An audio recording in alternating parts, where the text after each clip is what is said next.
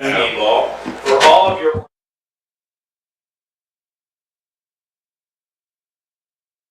It's Chris Miles now.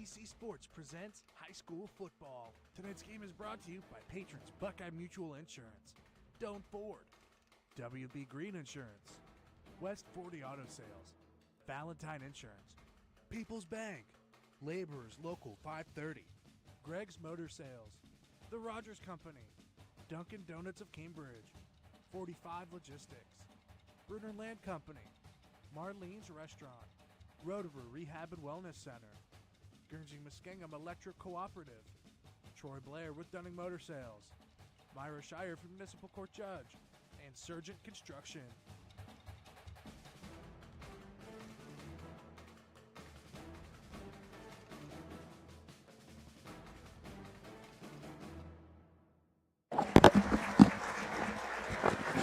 Good evening, everyone. We are live here tonight from John Glenn High School, where the 4-1 Meadowbrook Colts face off with the 4-1 John Glenn Muskies.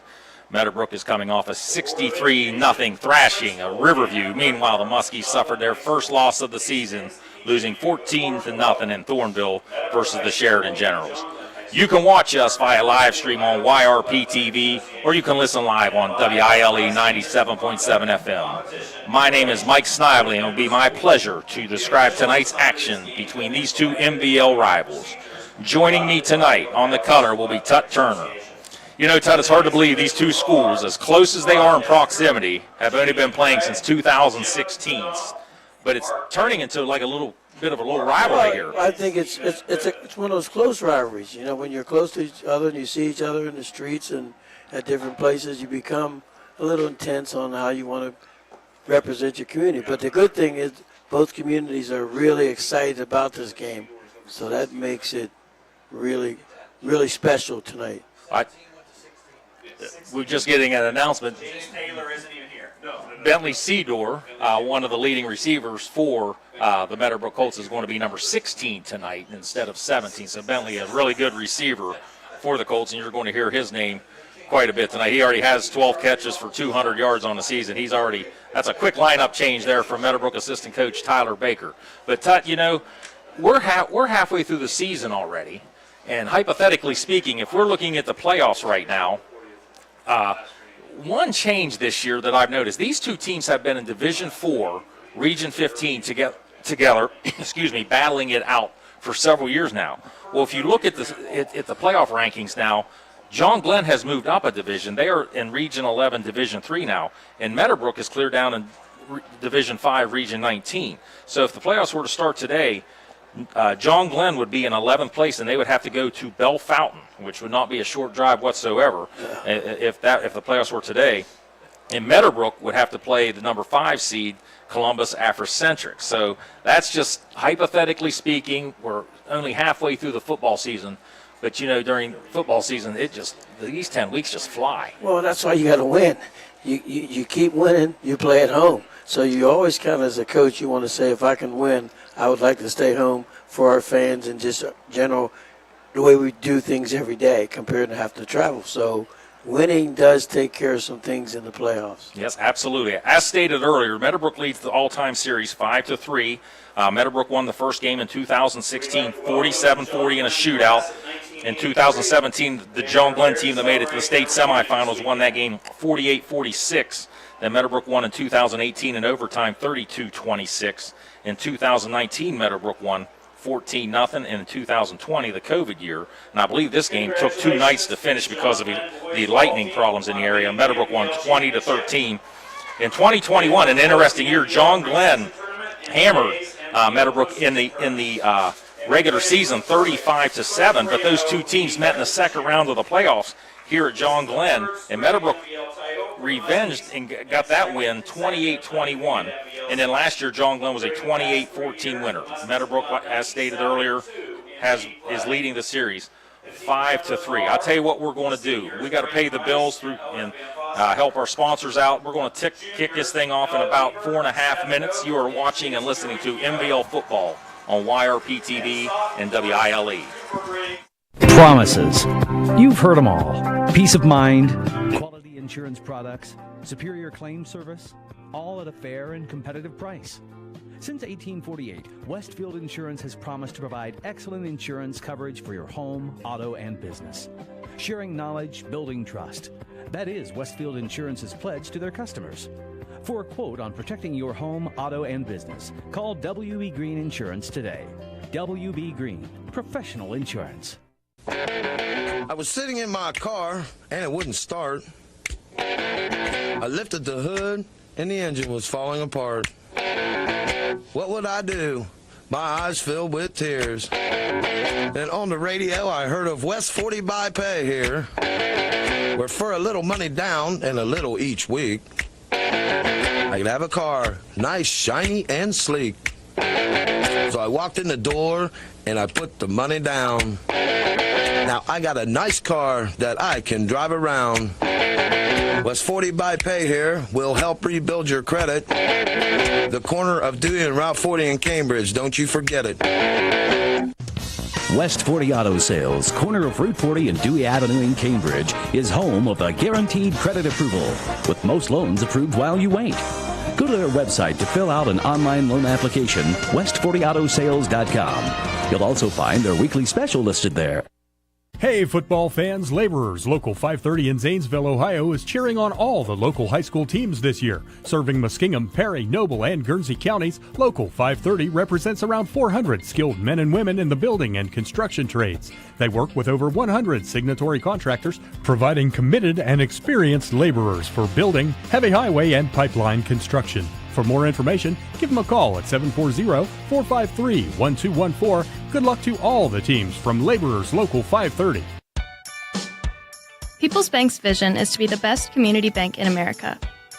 People's Bank provides local, hometown relationship-based banking with 132 full-service branches for all of your financial needs. As your community bank, People's Bank strives to make our communities a better place to live, work, and play. We would love a chance to earn your business. People's Bank, working together, building success. Member FDIC.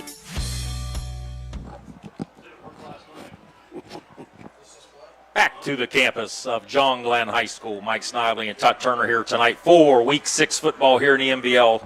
Meadowbrook 4-1 has traveled over from Guernsey County to take on sort of the new rival, the John Glenn Muskies over here. These two share a border. The battle for the Cumberland-Claysville trophy, sort of. Looks like Meadowbrook's going to receive the football. And the whole community's here. It's kind of like there's probably nobody in Byesville right now. Everybody's here. I got up here tonight at 5:30ish, and I was backed up on Route 83, probably a good half mile just to try to get in. And I knew you had some trouble getting in tonight, too. Of course, it's homecoming here tonight at John Glenn. Always a festive atmosphere. Want to congratulate the Queen, Addie Burris, the 2023 John Glenn Homecoming Queen. And the King just happens to be the leading tackler for the John Glenn Muskies, Mr. Bronson Bendel. Congratulations to Bronson and Addie. So we're going to have a game time temperature of about 72 degrees. Sun is just now starting to set in the west. Just a slight wind from the southwest, 7 miles per hour. Just a flag moving just a little bit in the end zone. Two deep receivers are, I think that's Norman and Lowry, the two deeps. Is that number 8 or 2? I'm going to say that's Jacob Burris, number 6. Those are always hard numbers to tell. And Braylon Lowry is the one that's easy to identify. Right.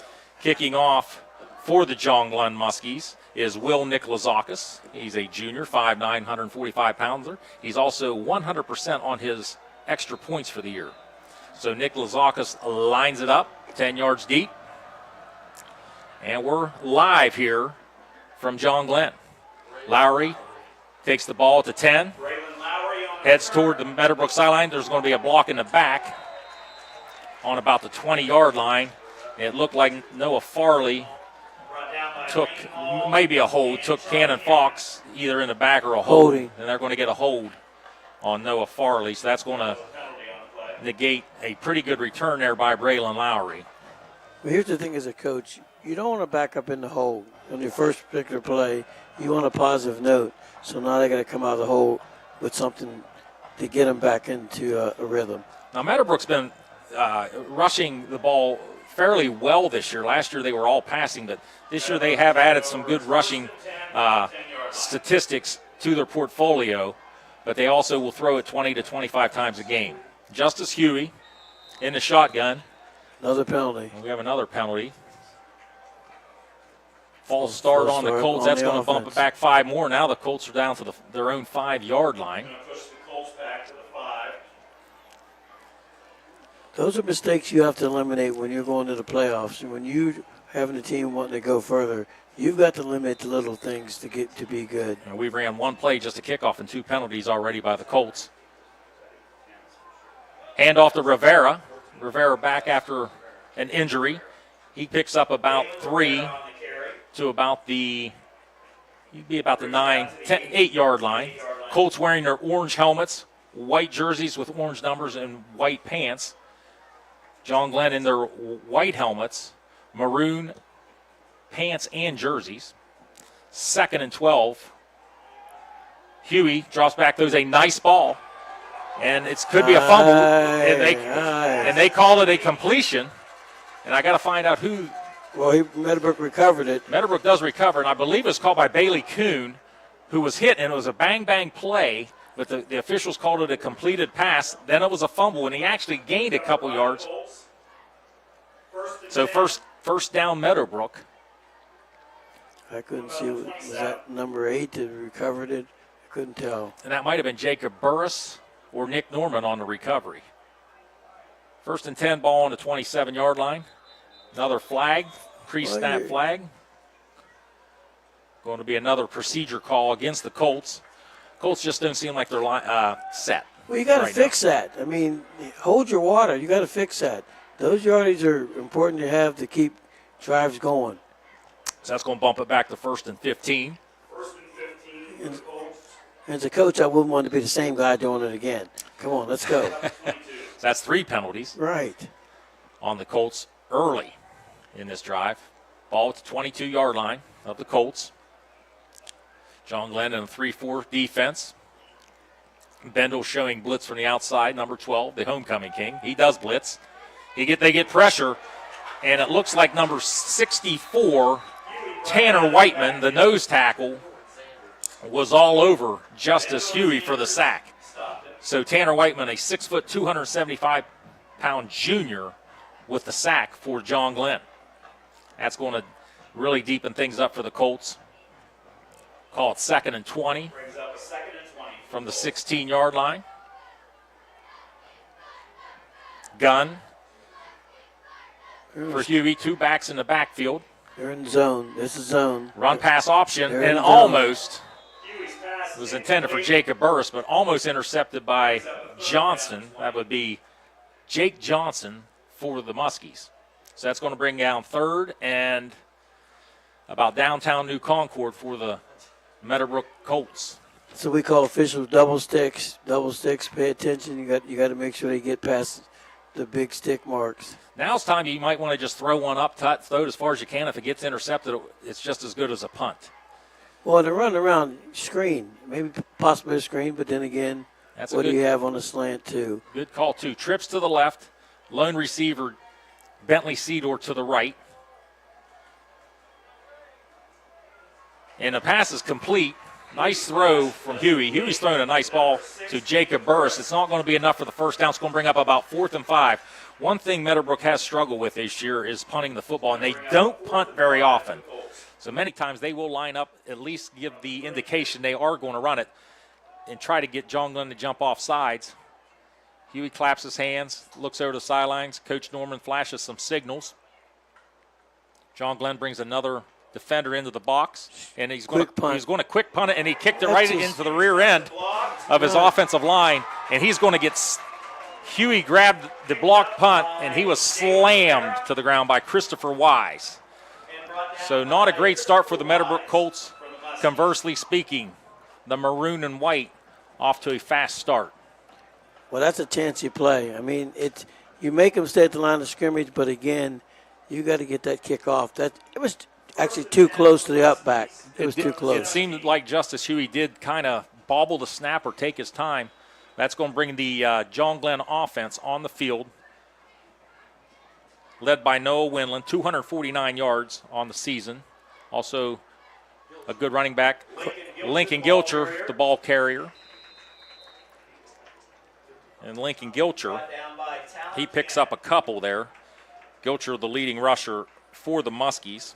Brings up a 2nd and 8 for the Muskies. Gilcher has 401 yards on 93 carries. He's averaging about 4.3 a carry, 5 touchdowns for Gilcher. 2nd and 7, ball on the Meadowbrook 15-yard line. QB lead. Winland all the way this time. He's got a lot of room. And he scampers in for a 15-yard touchdown for Noah Winland. So the Muskies strike first on a 15-yard touchdown run by quarterback Noah Winland. Owen Edwards will be holding on the extra point attempt, and Will Nikolazakis. It's going to make it 6-0. Will Nikolazakis, as stated earlier in the broadcast, perfect on his extra points. The left footer lines it up. Hold will be by Owen Edwards, son of Coach Matt Edwards, head coach Matt Edwards. Snap is up. Kick is up. Good. Splits the uprights. So with 9:06 left here in the first quarter, John Glenn leads Meadowbrook 7-0. You are watching and listening to MBL football on YRPtv and WILE. Greg Motor Sales, located at 2840 South River Road in Zanesville, would like to wish all the local high school athletes good luck with their upcoming season. At Greg Motor Sales, they sell used cars starting at $39.95 and up and have financing options available. If you're looking for your next affordable and reliable car, give Greg Motor Sales a call at 740-454-7060 or visit their website, gregsmotorsales.net. Fall means cooler temperatures and the changing of the seasons. The Rogers Company is ready with all heating services. They install furnaces, geothermal, ductless systems for both residential and commercial. They provide repairs and maintenance to all makes and models. On the commercial side, they're the area's refrigeration company. Put the Rogers Company team to work for you. Call 740-685-8677. The Rogers Company says, go Colts. Back to New Concord. John Glenn leads Meadowbrook 7-0 after a 15-yard run by quarterback Noah Winland. Nick Lazakis kicks down to Lowry. Lowry has a wall set up to the bench side of Meadowbrook. Lowry makes a cut back, and he's going to be taken down at about the 23-yard line. Brought down by Cannon Fox And Cannon Fox on the tackle for the John Glenn Muskies. It looks like maybe a directional kick that they want to keep that ball to that side of the field, and you have a chance of boxing in the runner. And guess what, Tut? We got a flag down. And it's going to be a hold again on Meadowbrook. You can't keep self-destructing if you want to win a big game. Meadowbrook in the first 3 minutes has really self-destructed. If you want to win a big game. With the exception of that first down throw, right. It's been 4 penalties on the Colts in the first 3 minutes. Nonetheless, Meadowbrook's going to take over at their own 10-yard line. Huey in the gun. Hand off to Rivera on the stretch play. He picks up a few. Gang tackled at about the 13. 64 again, Tanner Whiteman in again for the John Glenn Muskies. Also in there, Alex Altier, the 6'1", 265-pound sophomore. Brings up a 2nd and 7 for the Colts. Rivera, sidecar beside Huey. Run pass option. The ball's deflected by Bendel and almost intercepted. Huey's pass was incomplete. Meadowbrook likes to run the run pass option where they put it in the gut of the running back, hold it in there for the longest time, and then try to hit their leading receiver, Nick Norman, across the middle. But Bendel got his hands up and knocked that thing down. So that's going to bring 3rd down and 7. Sun starting to set here. The field was all dark. Just a little bit of sun left on the John Glenn student section across the way. Looks like a 3-4. Seedor goes in motion, makes it trips. 2. Middle, tight end right there. And a nice catch and nice throw by Bentley Seedor, the freshman. Well, that's the right read. That was the right read. Huey had some time to throw the football that time. Seedor, just a freshman. As stated earlier, he was number 17, but he's wearing 16 tonight. And this time, Handoff to Rivera, and he's swallowed up by Altier and Whiteman. One thing John Glenn likes this year, they can two-platoon you, and they're playing maybe one guy both ways, and that would be the quarterback, Noah Winland. But they're going to be fresh throughout most of the game. Meadowbrook has a lot of guys going both ways tonight. Twins right split. Handoff again to Rivera, and he's taken down again by Altier. Nowhere to go. Alex Altier and Cameron Barnhouse in there, number 3 for the Colts. I think they're going to come back to that same formation on trips with a little pass out to the outside. If you're in trips formation left, no. They're coming double twins. Double twins. 3rd and 8. Ball to 28-yard line of the Colts. Huey, straight drop. Throws it up to Cedar. Cedor's wide open and just through his outstretched arms. That ball was about a foot shorter. Bentley Cedar, the freshman, may have been to the house for 70 yards. So that brings up 4th and 8. Meadowbrook runs on the punt team. 7:03 here in New Concord. Mike Snively here with the Wheeling Wildcat, Tut Turner. You know what? Them Wheeling Wildcats were good at one time. I know they were, Tut. Well, this is a normal punt formation. This is nothing normal. cute. Nothing cute on this one. It's Casey Clendenning back to punt, the right footer. Hits it. It's probably going to get a good roll here. And a really gutsy move there. Gutsy move, number 16. Number 16, Andrew Glob, who probably saved 25 yards in field position by fielding that punt, but a gutsy move, and he's going to take that ball down inside Meadowbrook territory to the 42-yard line. Brings up a 1st and 10 for the Muskies. Glob, the leading interceptor this year for the Muskies. He has 4 interceptions this year. Well, that's a good pickup by a receiver. I mean, you're gambling, but I put you back there. I got to believe you can handle the rock, so he did a good job at that. And he does. He's an excellent cornerback on defense for these John Glenn Muskies. Trips left. So one back, Gilcher, beside Winland. Jet sweep, quick pass out to Jake Johnson. Jake gets about 5 or 6 on that one. Lane Hall went in motion. And quick pass out to Jake Johnson, who's the backup quarterback for the Muskies. Picked up, hey, that's a good pickup, substantial. He got about 7 on the catch and run. Well, the other thing, too, they're doing the hurry up, so you really can't make a lot of situations. You got to play with what you got. There's a jet sweep.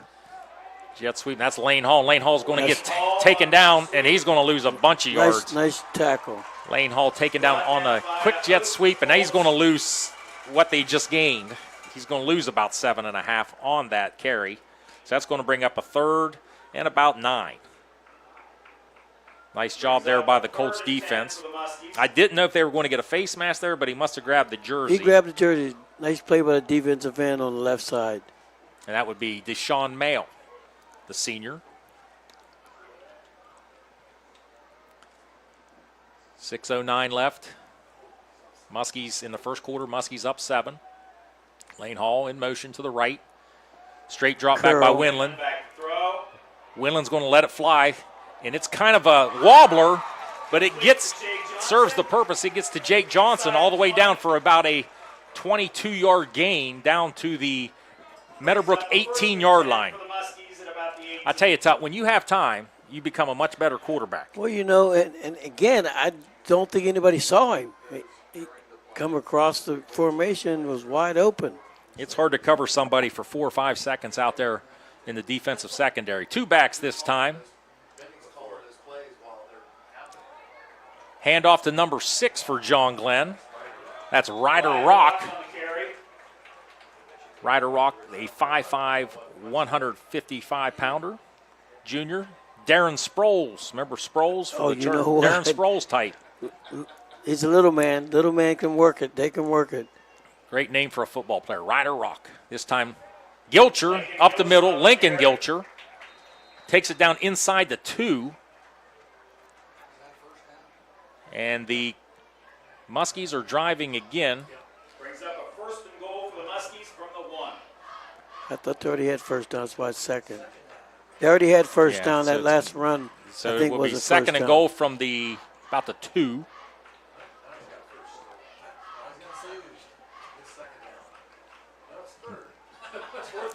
It is going to be first down. We don't. Now it's second again. Lincoln Gilcher up the middle. He's going to be close. And referee says no, but he's inside the 1 yard line. So that should bring up third down. Little confusion there from the officials and the down marker, but it is third down, and it's literally a gnat's eyelash from the goal line. I got to believe it going back to Gilcher. His dad ran that hard, too, when he played at Cambridge. His dad was tough. Was he a good player? Yeah, he was a good player. Tut, you know a lot of these dads and sometimes granddads, maybe. Granddads, yeah. There we go. Play clock down to 10. Windland looking to the sideline for the play. 4:19, 4:18 and counting. Play clock at 2. They do get the snap off. It's going to be a throw.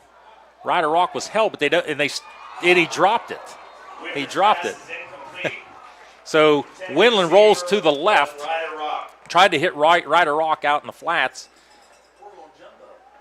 And here comes the John Glenn, brings in their D-line, who is much bigger, to play O-line. And a bunch of linemen. I don't know if Meadowbrook had enough people on the field. I think Meadowbrook had to call a timeout. So they did, and we're going to take it with them. So with 4:04 left in the first quarter, John Glenn driving again. They lead Meadowbrook 7-0. You are watching and listening to MVL football on YRPtv and WILE.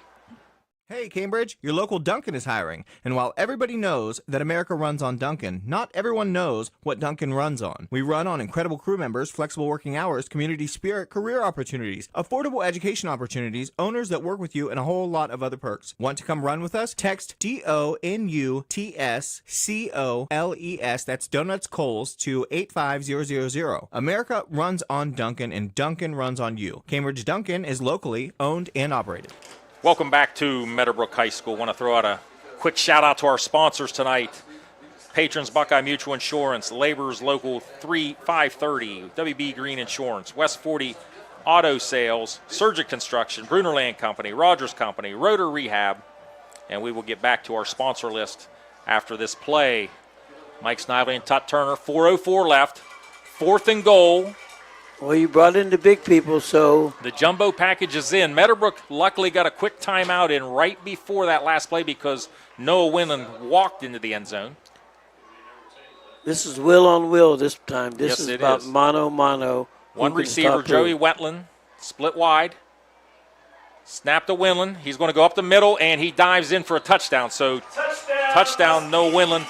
His second rushing touchdown on the evening. And that's going to give John Glenn a 13-0 lead over the Meadowbrook Colts with 4 minutes left in the first quarter. Owen Edwards to hold. Will Nicolazakis to kick. Edwards the holder. Nicolazakis the kicker. Kick is up. And kick is good. So with 4 minutes, right at 4 minutes, John Glenn in the first quarter leads Meadowbrook 14-0. You are listening and watching MVL football on YRPtv and WILE. Do you really think that an insurance company who promises quotes in a few minutes has your best interest in mind? Do they really know you and what coverages you need? Hi, this is John Valentine with Valentine Insurance. We take time to learn about you and your insurance needs so you can feel comfortable that you're receiving the right coverages at the best possible prices. Find us on Facebook, stop by our office, or give us a call at 994-1776. Valentine Insurance, a partner you can depend on. Do you really think that an insurance company Back at John Glenn, Mike Snively and Tut Turner. has your best interest in mind? Do they John really Glenn leads Meadowbrook with 4 minutes in the first quarter, 14-0. Right now it's been all John Glenn, Tut. Well, John Glenn knows they can score. They do know how to score. They're playing pretty well. Once you have that momentum with your team, you continue to see what you can keep doing with that momentum. John Glenn's playing very well right now. Nick Lazakis, same direction kick Same to Lowry. direction This time kick. down, clear down to the 5. That's kind of where they want to kick it. And they've got him pinned in down there. Number 61 for John Face. Glenn. Jimmy Boyd takes down Braylon Lowry, 5'9", sophomore. And, you know, Todd, if you can kick the ball off and hold a team directional. inside the 30, You're- that's a pretty good you special work on teams. that. You work on that directional kick. From the 24-yard That was a good job there by Nick Lazakis, the soccer player. Came out for football this year, also a good basketball player, but the soccer player comes out and does a nice job. The left footer has been excellent tonight. Handoff to Braden Black, who has just entered the football game. Braden Black, number 4 for the Colts. He's having a good year for a sophomore. 50 rushes, 249 yards, averaging about 5 yards a carry and 5 touchdowns this year for the Colts. Well, it looks like the Muskies are going to 4-4, but they're sending the backers, so what they're trying to even up the numbers coming A gap, B gap, C gap. A lot of different schemes here from that Muskie defense. Kuhn in motion. Back is Huey. Nice pass out to, I believe that's Nick Norman, I believe, over there. Nick Norman, the leading receiver for the Colts. That's his 26th reception. He now has 386 yards. So that's going to bring up about 3rd and a long 3 for the Colts. Trips to the right, single receiver to the left. Braden Black, the lone running back. Huey in the pistol. 2:43 and running. John Glenn leads 14-0. Quick pass. Quick pass out here to Jacob Burris. Burris gets it to the 36-yard line. That's going to be enough for the first down. So first down, Colts. Nice pass there by Justice Huey. Huey's been sharp tonight when he gets time. When he gets time. Yeah, when he gets time. So first down, Colts. Their second first down of the evening. Colts from the 37. Colts trying to get in a rhythm here, going fast. Black this time becomes the sidecar. Jacob Burris in motion. More time for Huey. Huey rolls to his right. Throws a nice pass. That's a nice catch out there by Jacob Burris, number 6. So back-to-back receptions for Jacob Burris. Want to pick up about 5 on the play. Jacob Burris. Maybe 6. 2:28 here. Clock stop. John Glenn leads 14-0. Colts yet to get into Muskie territory, looking to do that on this drive. Trips left. Cedar to the lone receiver to the right. Quick right run pass option.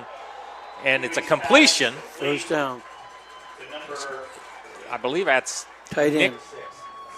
That's Jacob Burris, I believe, on the catch. And he was aggressively taken down on the play. I believe that was Jake Johnson. Or I'm sorry, not Jake Johnson. That was Andrew Glob. So right at midfield, right on the JG logo. You can't get any more in the middle than this, Todd. We're right in the middle of the field. Well, they're putting a nice drive together. You got to answer the calls. They're answering the calls. Here comes all the blitz. Braden Black to the right. He gets on the stretch, picks up about 2 or 3. Colts putting together a little bit of a drive here. Have to mention, too, Tut, huge crowd, both sides. Second down and 7 for the Colts. Well, and here's your will now. That's why you're in a hurry. Second and It 7. could be in the neutral zone, but he's not going to call it. Curl and out. More time here, and almost taken down by Altier. Curl and out. But Threw it Alex away. Altier forced Justice Huey to throw that ball a little quicker than he wanted to, so that's going to bring up 3rd and 7. And I'll tell you right now, Todd, Meadowbrook's in 4-down territory. This is what they've done all year. Once they get close to the 50, they just go for it. Well, it's better than that pooch kick, so I'd Yeah. rather go for it too. I think that's kind of their kicking game. When you watch them kick off too, they do struggle with that, so they kind of just onside kick it a lot, and they go for 2 every time they score a touchdown. 3rd and 7, Meadowbrook ball. Back to that 3-4. Ball on the John Glenn 47-yard line. 3 with the monster. Quick throw, nobody there.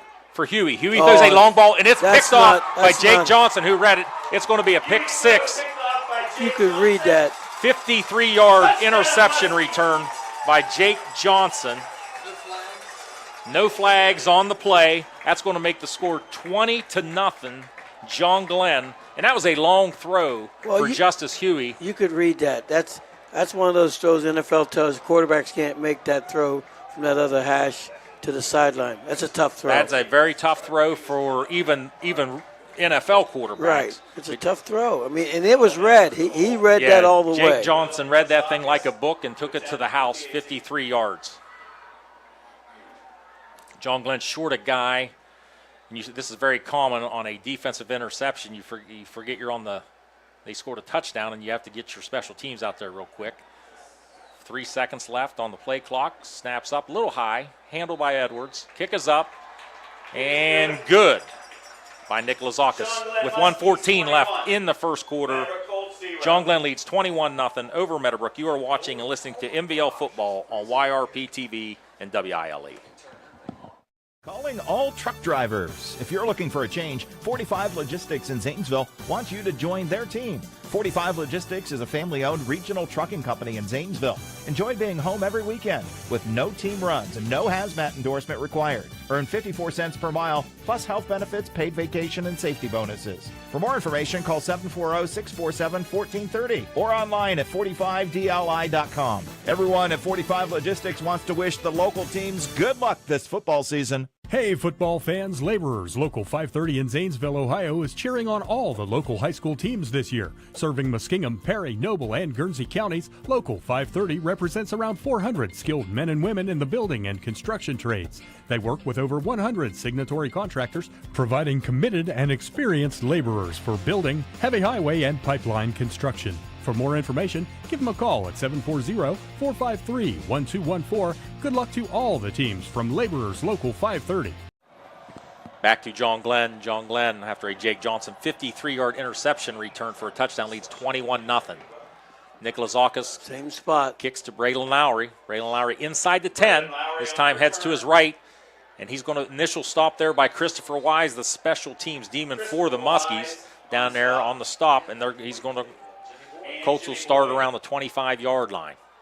Brings up a 1st and 10 for the Colts from the 25. So right now, Tut, all momentum is in maroon and white. Well, they're playing pretty well. They're reading everything, and they're not panicking in what they're doing defensive scheme, and they're rushing 5 to 6 each time. They're giving you a 3 look, but they're really coming somebody with the monster on the outside. Looks like Dalen Rivera or Cooper McManaway. He's gonna go. Handoff that's a fake to Cooper McManaway. Rollout pass here intended for Seedor. One hopped him, and pretty good coverage there by the Muskies. Still a minute 2 left here in the first quarter. Mike Snively and Tut Turner, week 6 of the high school football season. 2 4-1 teams going at it tonight. A lot of points out there for playoffs tonight. Well, they're making Huey have a little bit of happy feet. Those throws were a little short. And when you got 3 guys on you at all times, that happens. That's what I told them Steeler fans. Well, we got to talk about that at halftime. Right, yeah. Cooper McManaway. Now another sophomore for the Colts. He picks up a good chunk there. He's going to be short of a first down. Cooper McManaway. He's rushed the ball 24 times now for 135 yards. 3rd and 2. Big down here for the Colts offense to try to get some momentum. Another handoff to McManaway. He's going to get the first down, and he's going to be taken down hard by number 45. That was Connor Sensabaugh, 5'9" senior. But first down, Cooper McManaway picked up about 5 for the first down. It looks like John Glenn's tackling the football, too. They are tackling the football. They're trying to create another turnover. They've created a lot of them this year. Cover 3 look. Another handoff to McManaway, and this time he's met violently by Alex Altier, who has been all over and all in that backfield tonight of Meadowbrooks. So that's going to be the end of the first quarter here from New Concord. John Glenn leads Meadowbrook 21-0. You are watching and listening to MVL football on YRPtv and WILE. People's Bank's vision is to be the best community bank in America.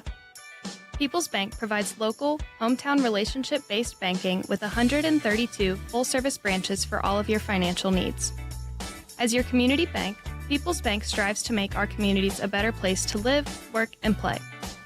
We would love a chance to earn your business. People's Bank, working together, building success. Member FDIC. Looking to buy land? Do you want 5 acres or more, say up to 50 acres? Bruner Land Company off I-77 Vocational Road, Byesville has land for sale. Buy acreage in Ohio, West Virginia, Kentucky, Tennessee, Pennsylvania, and Indiana. Bruner Land Company has 500 tracts of land to choose from and creative financing for buyers. When it's land you want to buy, it's Bruner Land Company you should call. Bruner Land Company, Byesville off I-77. Give them a call at 685-3064 or go to brunerland.com. Back to the campus of John Glenn. Mike Snively and Tut Turner started the second quarter here. Meadowbrook trails John Glenn 21-0. Meadowbrook with the ball second and 13 from their own 34-yard line. First fakes the jet sweep deep to Nick Norman. Nick Norman's got a step and almost hauls that in. That's the second time Meadowbrook has got behind that secondary, but just through the outstretched arms of Nick Norman. Norman yet to catch a pass tonight. He is the leading receiver for this Colts football team. Norman also will see the ball in the backfield as well on jet sweeps and reverses and those type of plays. That's a pretty good pass. I mean, not bad. I can only ask my QB to put it in your hands. You got to make a play. Yeah, that's a nice pass.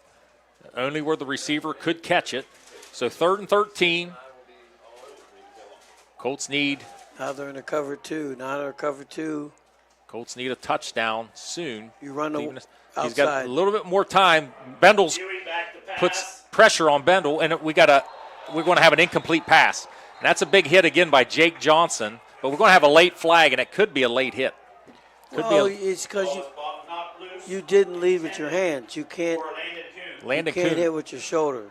Landon Kuhn is down on the field, and now we got a flag. I don't know if we had a late flag, and I don't know if that's going to be a flag on the Meadowbrook coach or if that's going to be a possible targeting flag. So we got 3 flags on the field now, it looks like, or 2.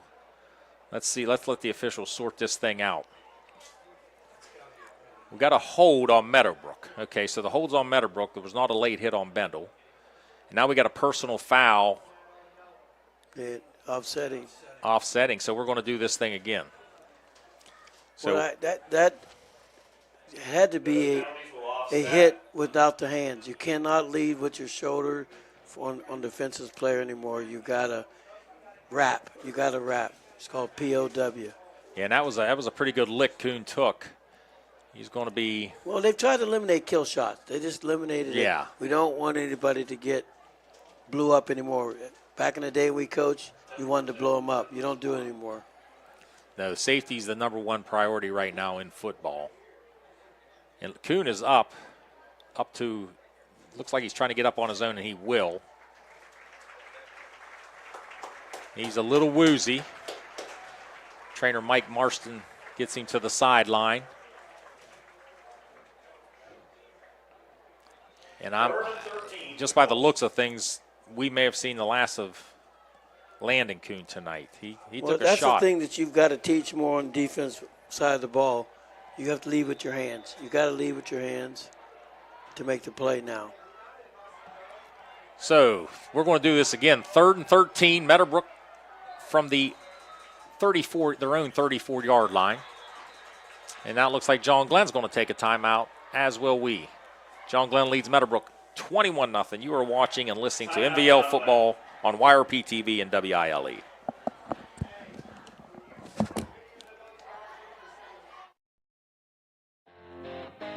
Everyone's family at Marlene's Restaurant and Bar in Byesville. Come in and savor each bite of the best burgers in town while you watch all your favorite college and NFL games. Check out Marlene's Restaurant and Bar on Facebook for our daily specials. Good luck to all our local area teams from everyone here at Marlene's Restaurant and Bar in Byesville. Back to John Glenn High School. Mike Snively along with Tut Turner. Right. Meadowbrook trails John Glenn 21-0. It's going to be a 3rd down and 13. Meadowbrook on their own 34-yard line. Homecoming night here in New Concord. Very festive crowd, festive atmosphere. Trips left. Something quick, curl in and out. Straight backside, drop. Backside. Has some time. Backside. He gets forced out of the pocket, throws it on the run. Going to be a first down. That's a catch by Nick Norman, who he needed 13. He got 13 and a half. So that's going to be a first down for the Colts. It's going to put the ball at the Meadowbrook 48-yard line. It's a good athletic play there by Huey, who was rolling to his left under some pretty good pressure. Finds Nick Norman for his first catch on the night. 26th catch on the night for Nick Norman, just under 400 yards on the season. So 1st and 10, Meadowbrook on their own 48. Quick throw out here to Norman. Now he catches it again, trying to get him in the ball game here. He picks up 2 or 3. Start of the second quarter here, 11:09. Clock running in New Concord. Lights are officially on now. Temperatures have fallen. Sun is down. No wind to speak of here in New Concord. Beautiful night. I think it's the 15th straight regular season game, Tut, with no rain. Oh, motion, illegal procedure. And I can tell you who the illegal procedure was on. I think the center was the only one that forgot to count because I think everybody else moved. And that's the most obvious one. It was on 1, and the center thought it was on 2. That penalty is against the Colts. Brings up a 2nd and 13. Still trips left. That quick pass, maybe wheel route on the outside guy. Meadowbrook trying to get some momentum, trying to get some points on the board. They trail by 3 scores right now. John Glenn still in their 3 front. And they've been getting pressure with those 3. With the 3, they usually sent 1. And we got a snap way over the head of Huey. He's got to try to dive on this thing late. And this might be picked up by Altier. Altier does. I thought Altier might try to pick it up. Altier's having a great night. He may be our lineman of the game for this John Glenn Muskie team. That's something we have to talk about later. But that's a turnover for Meadowbrook. And Alex Altier snuffs that thing out clear down at the Meadowbrook 22-yard line. Each team will have a Guernsey Muskingum Electric Power lineman of the game. And right now, Alex Altier is looking like he might be that guy. You know, and then when you coach like this, you don't know the answers. Your kids got to know the answers, but those are plays they haven't made in the first 5 games. It's kind of confusing as to why it's happening now. Big game. Yes. Reese Metzger now in the game. He gets the handoff, and he scatters. He's got the first down. He's inside the 10, down to the 7-yard line. Reese Metzger with a huge gain.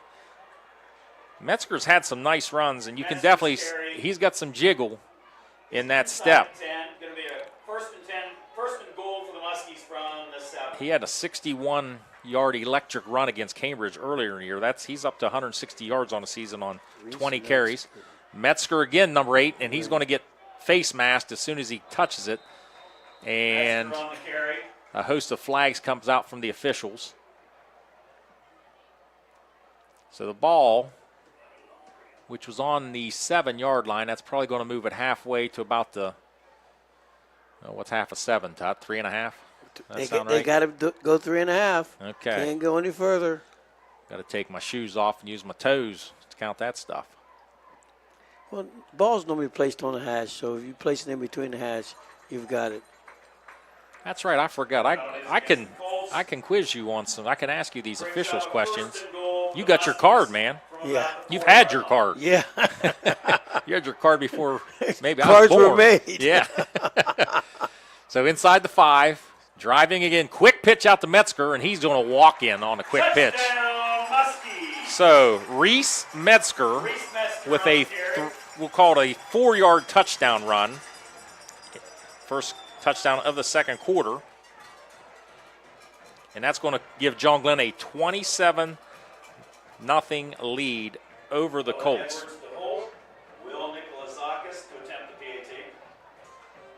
So Nick Lazaka's back on the kick. Steady Eddie Nick Lazakis, because he's got that same, like a 9-iron. Nice and easy, pitching wedge, boom. Knocks it through, and he's been perfect on the season. So that's going to make the score 28-0. John Glenn leads Meadowbrook. You are watching and listening to MVL Football on YRPtv and WILE. Everyone's family at Marlene's Restaurant and Bar in Byesville. Come in and savor each bite of the best burgers in town while you watch all your favorite college and NFL games. Check out Marlene's Restaurant and Bar on Facebook for our daily specials. Good luck to all our local area teams from everyone here at Marlene's Restaurant and Bar in Byesville. Back to Meadowbrook, Mike Snively and Tut Turner. John Glenn leads Meadowbrook 28-0. A little bit of a surprise here. 2 4-1 teams. Meadowbrook coming in off a huge win over Riverview last week. John Glenn held scoreless last week at Sheridan, lost that game 14-0. But John Glenn leads 28-0 here in New Concord. Still 9:48 left here in the second quarter. Yeah, you would not think this would be the type of game that conducive to both teams, but when you put your will on somebody, you don't make mistakes, you have a better chance to win the game. Nick Lazakis. Same spot. Down to Braylon Lowry, who fields it at the 10. Lowry on the return. To his left, and he's going to be taken down by number 14, Gavin Garber. He's a 5'11", 180-pound junior. So Meadowbrook in familiar starting territory here. That's about where the John Glenn Special Teams has been spotting the ball for the Colts at the 22-yard, their own 22-yard line. Now, if I'm correct, they're still going to stay zone, cover 3. Trips to the left, to the short side. Seedor by himself to the right. It's going to be a run-pass option, and this time it's going to be a run by Justice Huey, who picks up about 7 on the play. Taken down oddly. Might be walking just a little gingerly. But he picks up 7. Huey looks over to the sidelines. Seems to be okay now. Now trips to the right. Nick Norman by himself to the left. It's a popular position that the Colts like to throw deep to Norman. This time it's going to be a run all the way to Dalen Rivera, but quickly bottled up there by Gavin Garber. So that's going to bring up 3rd and about 1 for the Colts.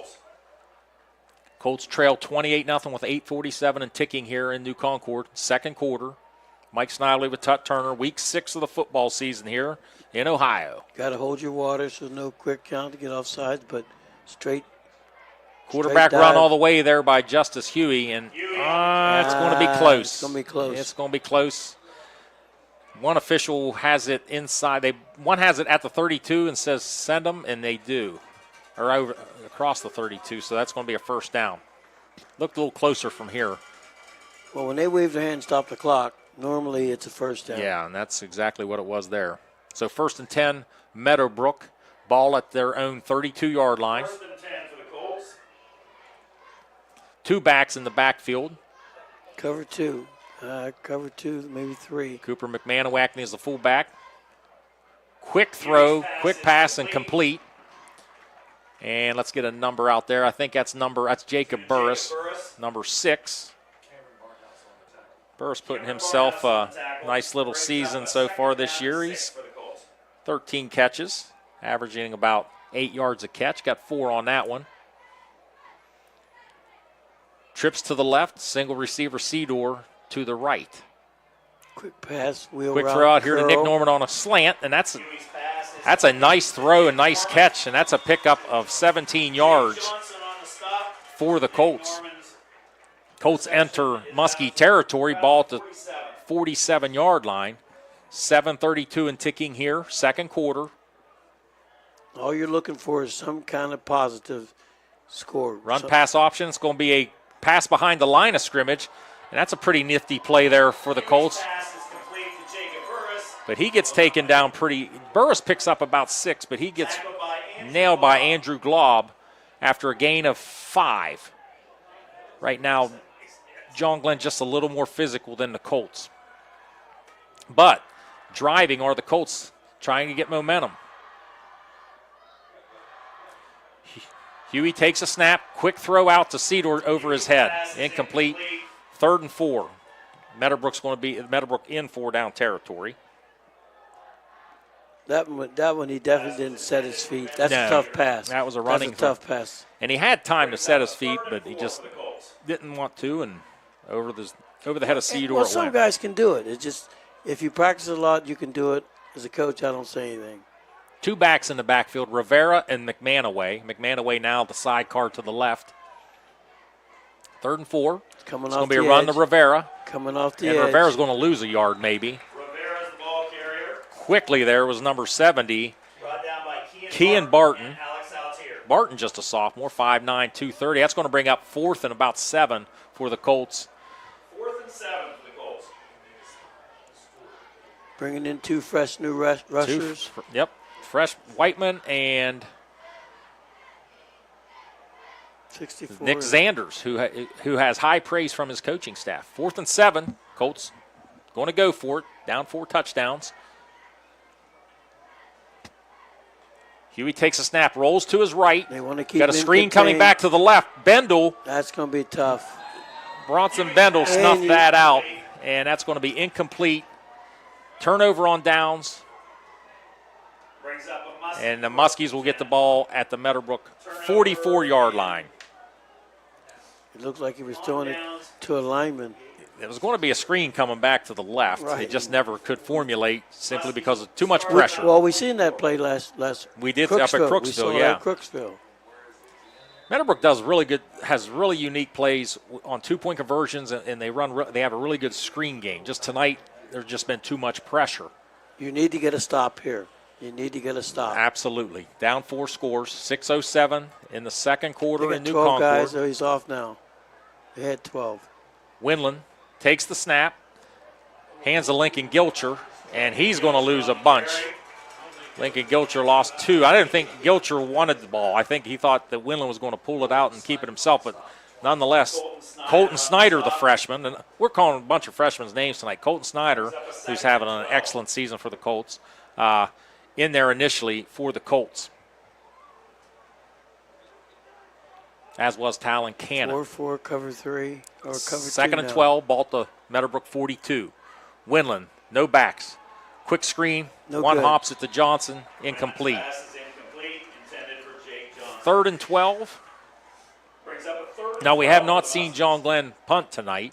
75 was 25 yards down the field. For us. Well, if it's behind the line of scrimmage, you can. If it's behind the line, you can block downfield. So 5:32 here from New Concord. John Glenn trying to organize some things here. Twins left. Twins are right. Lincoln Gilcher, the one back. Fake to Gilcher. He's got to keep it. Talon Cannon He's Cannon right. has pressure all over Winland. Pass is complete, and that was a nice catch, pass and throw to Ryder Pennington, a sophomore, 6'2", 180-pound sophomore. That was a great pass rolling to his left. Pennington's 7th reception on the year now for 90 yards. And that was a big play there and an outstanding athletic play by Noah Winland. So 1st and 10, John Glenn gets the chains moving inside Meadowbrook territory at their 44. 2 backs this time. Fake the rock. Winland keeps it this time. Plugs ahead for about 4.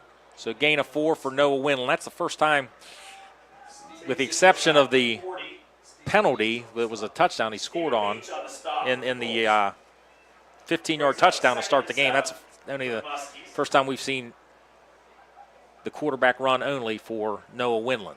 2 backs again. John Glenn hurrying. Quick pass out to Jake Johnson. Johnson avoids one defender, but can't avoid the second one. He gets it closer to the first down. It's going to bring up about 3rd and 2. Ball out of bounds. 4:49 left. 3rd and 3 for the Muskies. Those of you just tuning in on the radio, traveling down I-70, John Glenn leads 28-0 over Meadowbrook. Ryder Rock scoots the outside. He's got some room. Snyder chases him down at the 11-yard line. So a pickup of 23 yards for Ryder Rock. Took it all the way down to 13-yard line. So we're seeing 1st and 10 Muskies. 3 different running backs for John Glenn, as well as Noah Winland carrying the ball very quickly to the line. Hand off to Winland, and he's going to be stoned right at the line of scrimmage. Lincoln Gilcher on the carry.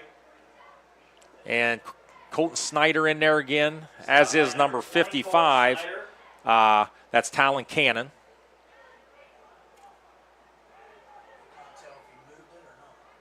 So 2nd and 10, no gain.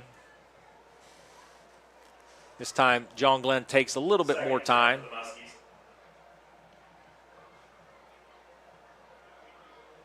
Still no play in from John Glenn. Wonder if we're going to get a timeout here.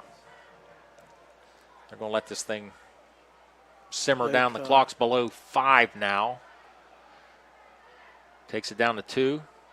They do snap it. Hand off to Gilcher. Nothing going on again. Basically identically the same play. Cannon there again. And hard to see some numbers now. Possibly Ethan Hetty in there. He did get about 2 there though. So 3rd and 8. Ball at the, let's call it the 11-yard line of Meadowbrook. Clock running.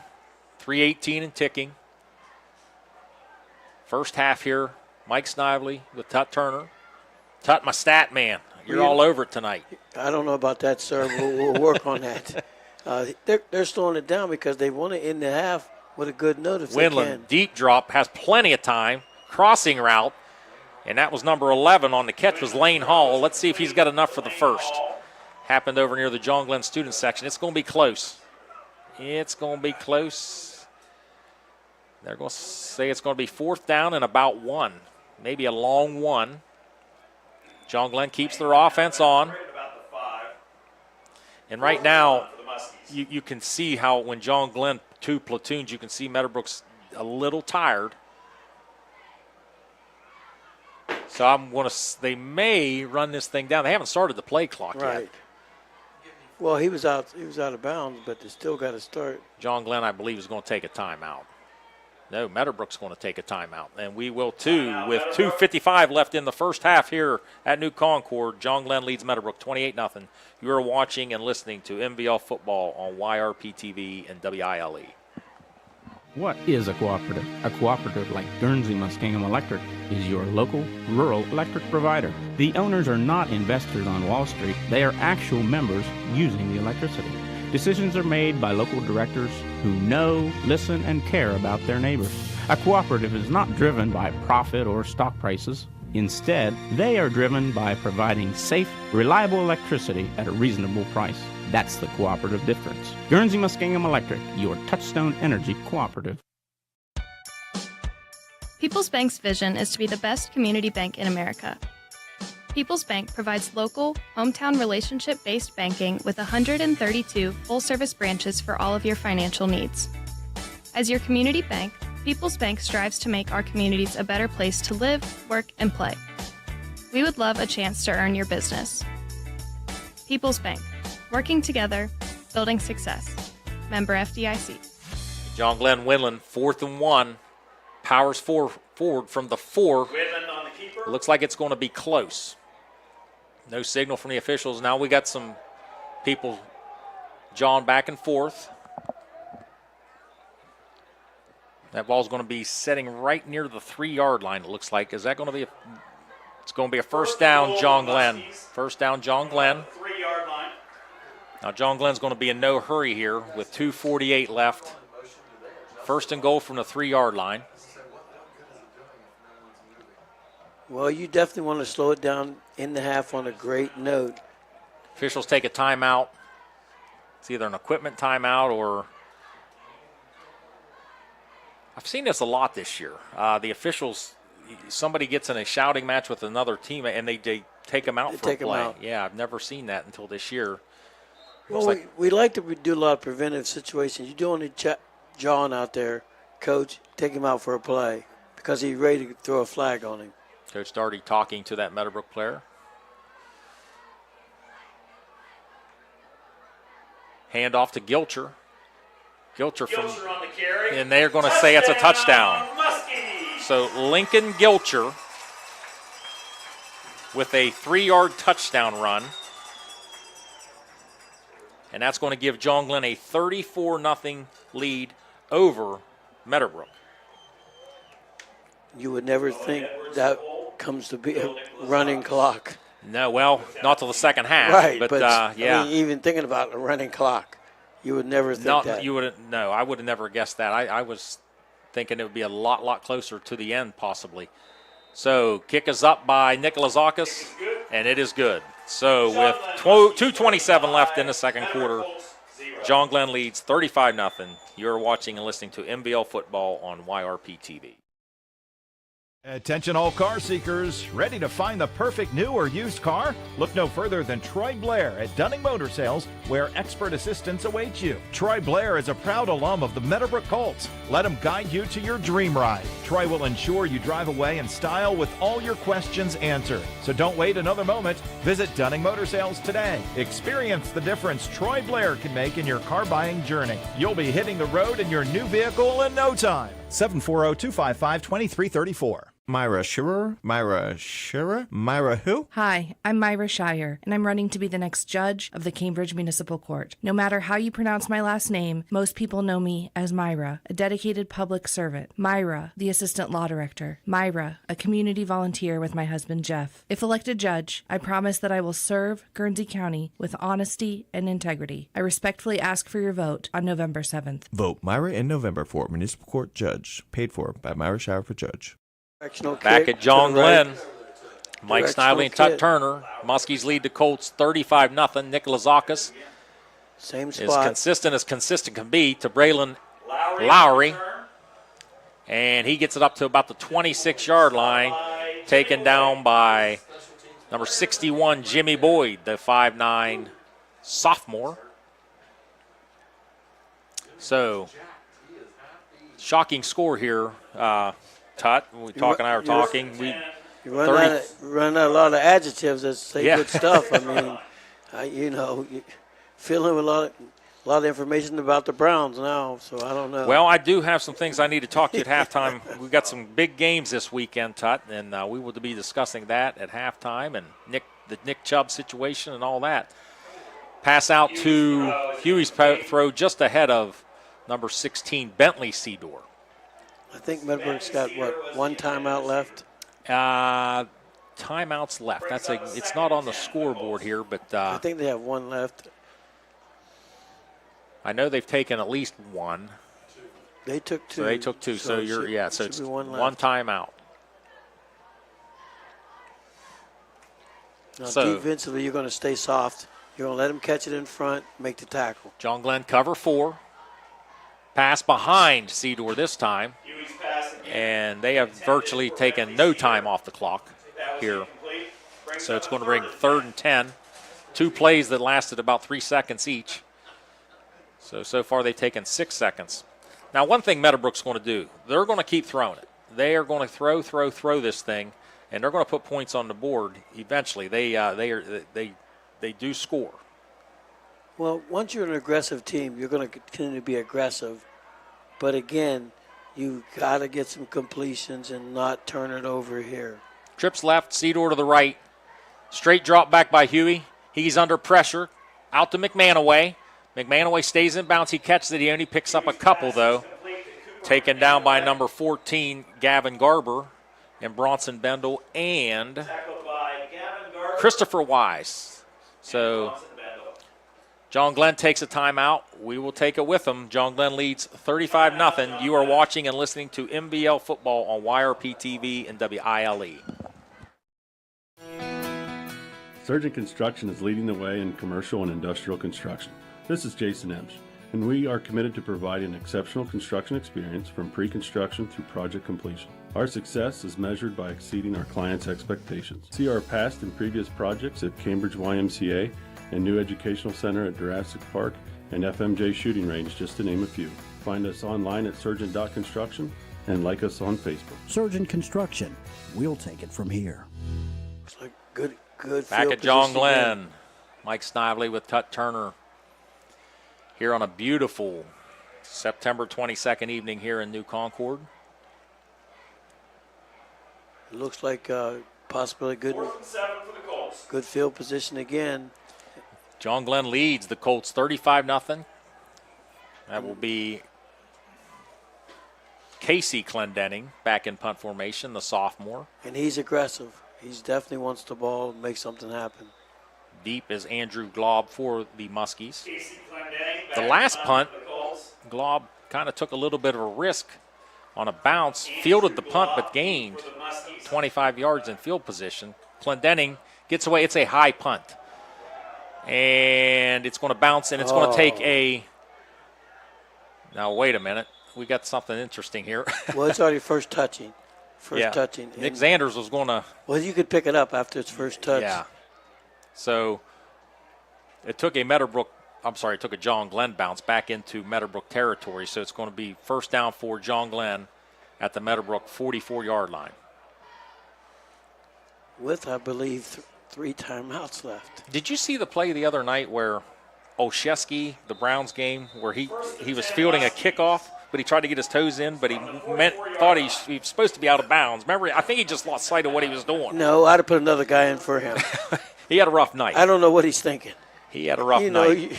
you're tap-toeing, and it didn't have to. Come on now. Meadowbrook late. Colton Snyder getting on the field.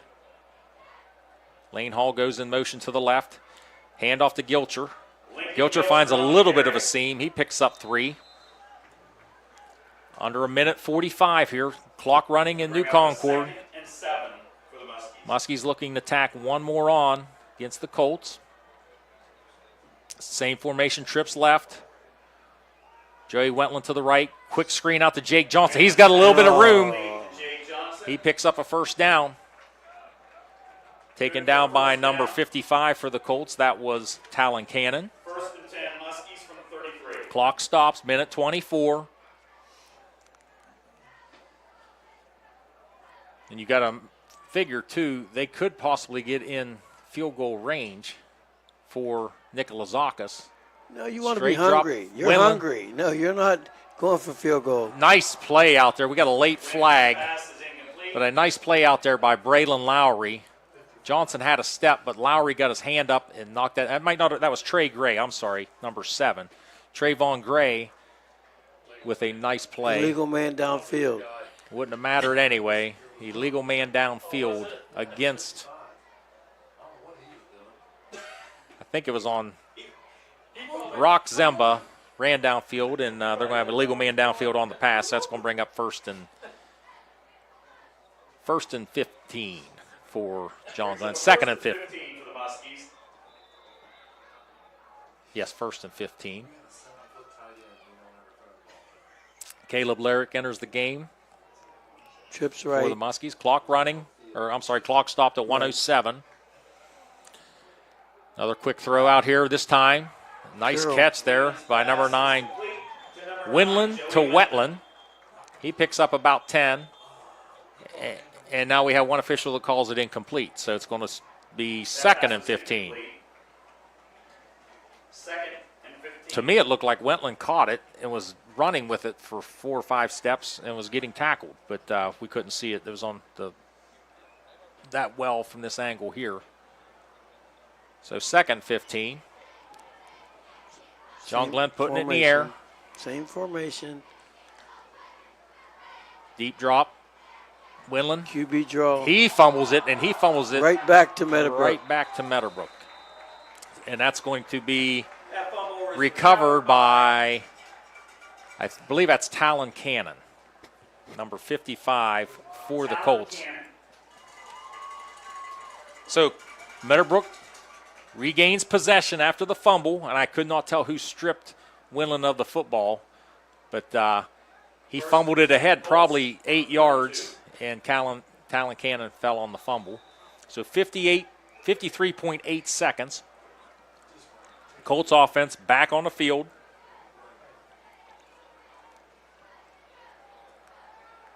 And Huey's going to go down again, and there's one, two, three defensive line. Barnhouse. Looks like Nick Zanders, and Altier Matt, and Whiteman was there as well. And then Meadowbrook's going to use their last timeout. Timeout Meadowbrook. We're going to take a quick 30 with them. With 38 seconds left, John Glenn leads Meadowbrook 35-0. You're watching and listening to MVL football on YRPtv and WILE. Now located at 16050 McConnellsville Road in Caldwell, Ohio. Patrons Buckeye Mutual Insurance Company is a mutual insurance company established in 1896 for the purpose of providing insurance coverage to rural Ohio. They offer a product to meet your insurance need, whether it is for a farm, rental dwelling, home in town, secondary or seasonal dwelling, churches, or mobile home. They partner with Grinnell Mutual Insurance Company to offer liability coverage to package with their patrons Buckeye Mutual policy. Call today at 638-3604 and follow them on Facebook at Patrons Buckeye. Back to John Glenn. John Glenn leads Meadowbrook 35-0 with 38 seconds left here in the second quarter. Second down and 11 for the Colts. Colts trying to put some points on the board before half. Trips to the left. Still going to play it soft. Make him throw it in front of you. Quick throw out to Norman. Norman's got the catch. Going to be short of the first down. Well, brought down by Glob. Got a first down. Okay, they gave him the first down. That was 2 yards. Huey pump fakes, finds a wide open McManaway, just overthrows him just a hair. 19 seconds left here Receiver was Cooper McManaway. in the first half. Yeah, most of us in the box on that last first down thought he was short 2 yards, but the officials signaled it a first down. So it's now 2nd and 10 for Meadowbrook. And I'll tell you, John Glenn's not softening up the defense a whole lot. Well, the front aggressive. Three are pretty good. They're definitely, and they're flopping them around to which guy they want to go after first. McManaway in motion. Quick run pass option up in the air. Well, they're playing to Nick deep. Norman, and they're going to get a late hit. Well, I should say it's probably going to be unsportsmanlike conduct. It's leading with the shoulder. Leading with you the can't shoulder. lead. You got to push. You got to use your hands. Or are they going to get pass interference? Let's see what they go with Should here. go with the line of scrimmage. Should go from the line of scrimmage, though. Regardless, shouldn't be down there. It's not NFL. Let's see what they go with here. You got to be at the line of scrimmage. Can't be down there. Personal foul. Yeah, so it wasn't pass interference. They went with a personal foul, and I think it was probably on, was it Glaub? Was it 16 Glaub or was it Johnson? 16 and 15 were both there. No, it's not the NFL. You have to come back to the line of scrimmage. Come on. 15 from there. So 15-yard penalty is going to move this ball into John Glenn territory with 12.8 seconds left before half. John Glenn leads 35-0. First and 10 Colts. A long first half here. Meadowbrook gets the ball on the John Glenn 43-yard line. Just a couple plays left for Meadowbrook. You still got to get something down the field. If you want to do a field goal with a spike, you have to get it down the field. Trips right. Or on the sideline. Nick Norman, the lone receiver to the left. McManaway in motion to the left. Quick throw out here to Norman. Norman catches it. Get out of bounds. And he gets out of bounds at the 27-yard line with 6 seconds. Pulled out of bounds by And that's a gain of about 14. 14-yard pickup. Smart play there nice throw by Huey. Nice catch there by Norman. Did the smart thing by getting out of bounds. Brings up a first and 10 for the Colts. Possibly the last play of the half for the Colts. From the 27. Pretty big play here. If the Colts do not score, the game starts on a second half starts on a running clock. Braden Black, the running back. Seedor motion. Same pass, curl. Here comes Huey. Huey's going to have time. He's going to throw it to the end zone. There's nobody to throw and it there's to. nobody through, and that's going to be the end of the half. And he picked up about John Glenn 2, Muskies, 35. Meadowbrook but Colts, all for 0. naught because that's going to end the first half where John Glenn has a 35-0 lead over the Meadowbrook Colts. End of the first half. Tut and I are going to talk about some things, do some stats. We'll look at some scores from around the area at halftime, and we're going to enjoy the sounds of the Meadowbrook and John Glenn High School bands. So, once again, halftime here at John Glenn. John Glenn leads Meadowbrook 35-0. You are watching and listening to MVL football on YRPtv and WILE. Raider Rehab in Byesville wants to wish the Meadowbrook football team good luck as they enter the 2023 season. Raider Rehab is Byesville area's only outpatient physical therapy clinic providing quality, patient-centered, one-on-one care, accepting all insurances and no waiting list.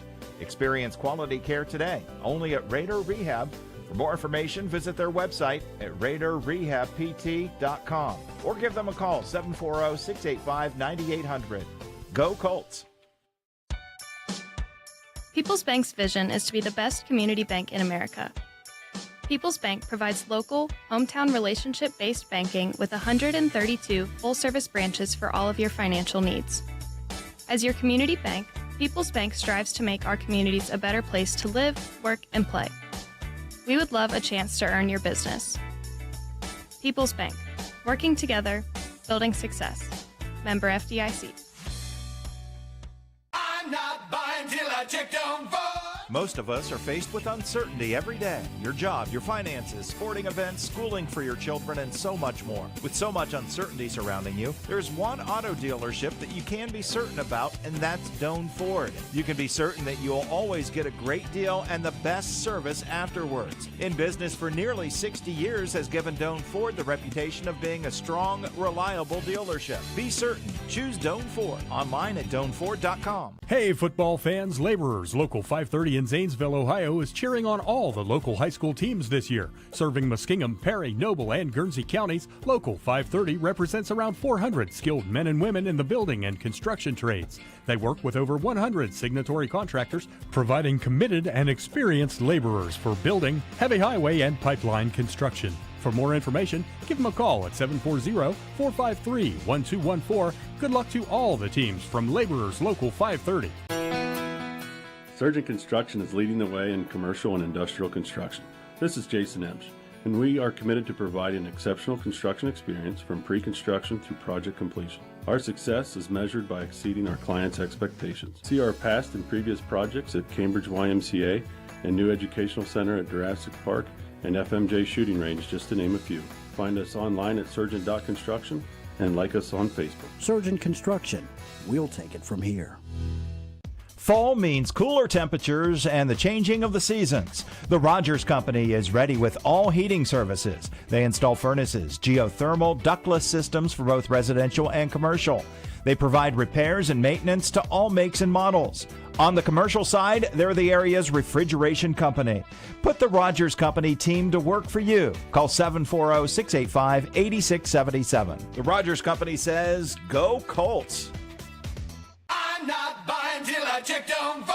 Most of us are faced with uncertainty every day. Your job, your finances, sporting events, schooling for your children, and so much more. With so much uncertainty surrounding you, there's one auto dealership that you can be certain about, and that's Doan Ford. You can be certain that you'll always get a great deal and the best service afterwards. In business for nearly 60 years has given Doan Ford the reputation of being a strong, reliable dealership. Be certain. Choose Doan Ford. Online at DoanFord.com. Myra Shearer? Myra who? Hi, I'm Myra Shire, and I'm running to be the next judge of the Cambridge Municipal Court. No matter how you pronounce my last name, most people know me as Myra, a dedicated public servant. Myra, the assistant law director. Myra, a community volunteer with my husband Jeff. If elected judge, I promise that I will serve Guernsey County with honesty and integrity. I respectfully ask for your vote on November 7th. Vote Myra in November for Municipal Court Judge. Judge. Paid for by Myra Shire for Judge. Now located at 16050 McConnellsville Road in Caldwell, Ohio. Patrons Buckeye Mutual Insurance Company is a mutual insurance company established in 1896 for the purpose of providing insurance coverage to rural Ohio. They offer a product to meet your insurance need, whether it is for a farm, rental dwelling, home in town, secondary or seasonal dwelling, churches, or mobile home. They partner with Grinnell Mutual Insurance Company to offer liability coverage to package with their patrons' Buckeye Mutual policy. Call today at 638-3604 and follow them on Facebook at Patrons Buckeye. Hey, football fans, Laborers. Local 530 in Zanesville, Ohio is cheering on all the local high school teams this year. Serving Muskingum, Perry, Noble, and Guernsey counties, Local 530 represents around 400 skilled men and women in the building and construction trades. They work with over 100 signatory contractors, providing committed and experienced laborers for building, heavy highway, and pipeline construction. For more information, give them a call at 740-453-1214. Good luck to all the teams from Laborers Local 530. Are you paying too much for homeowners insurance? Has your insurance company raised your deductible? Hi, this is John Valentine with Valentine Insurance. Many people can't accurately answer these questions. With many premiums escrowed into mortgages, homeowners don't pay attention to changes to their policies anymore. It's time you visit Valentine Insurance for a true, no-obligation review of your insurance policy. Call 994-1776 or stop by our office at 739 Southgate Parkway in Cambridge. Welcome back to the campus of John Glenn High School. I'm Mike Snively, joined by Tut Turner here. So, John Glenn with a big 35-0 halftime lead over rival Meadowbrook. Kind of a shocking first half of events, 2 4-1 teams going at it, but right now John Glenn just dominating Meadowbrook. So I want to go over some scoring here while Tut figures out some stats, and we're going to take a couple breaks here and discuss a lot of different things here during halftime. So John Glenn started off the scoring with a Noah Winland 15-yard touchdown run. Nick Lazakis' point after touchdown kick was good, 7-0 John Glenn. Also in the first quarter, Winland had a 1-yard touchdown run to make it 14-0 after the Nick Lazakis kick. And then toward the end of the first quarter, Jake Johnson made a good read on a Justice Huey throw. Took it to the house for a 57-yard interception return. Kick was good by Nick Lazakis, 21-0 John Glenn. Then in the second quarter, Reese Metzger had a 4-yard touchdown run for John Glenn. Kick was good, 28-0 John Glenn. And to round out the scoring in the first half, Lincoln Gilcher had a 3-yard touchdown run. That makes it 35-0 John Glenn where we stand now. Let's look at some scores from around the area. Barnesville, they lead Shadyside 47-0. Shenandoah, they have a 17-point lead, a 30-13 lead over Buckeye Local. West Muskingum leads Maysville 35-0. Sheridan 42-0 over the Riverview Black Bears at halftime. Caldwell in the second quarter up over Connaughton Valley 48-0. The Philo Electrics in the second quarter have an 18-0 lead over Crooksville. Cambridge, they trail East Liverpool at East Liverpool 41-13. Monroe Central, they're beating Magnolia 21-0 in the second quarter. Tri-Valley, a 35-20 lead in the second quarter over the Morgan Raiders. Buckeye Trail leading Tuscarora Central. Big 30, my thing just re-updated, but it's 36-0 in the first quarter. Trail leads that game.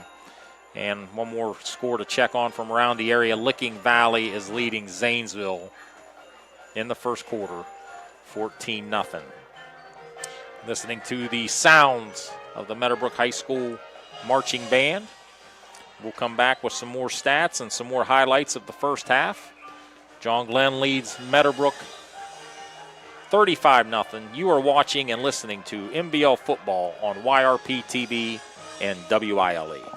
Calling all truck drivers. If you're looking for a change, 45 Logistics in Zanesville wants you to join their team. 45 Logistics is a family-owned regional trucking company in Zanesville. Enjoy being home every weekend with no team runs and no hazmat endorsement required. Earn 54 cents per mile, plus health benefits, paid vacation, and safety bonuses.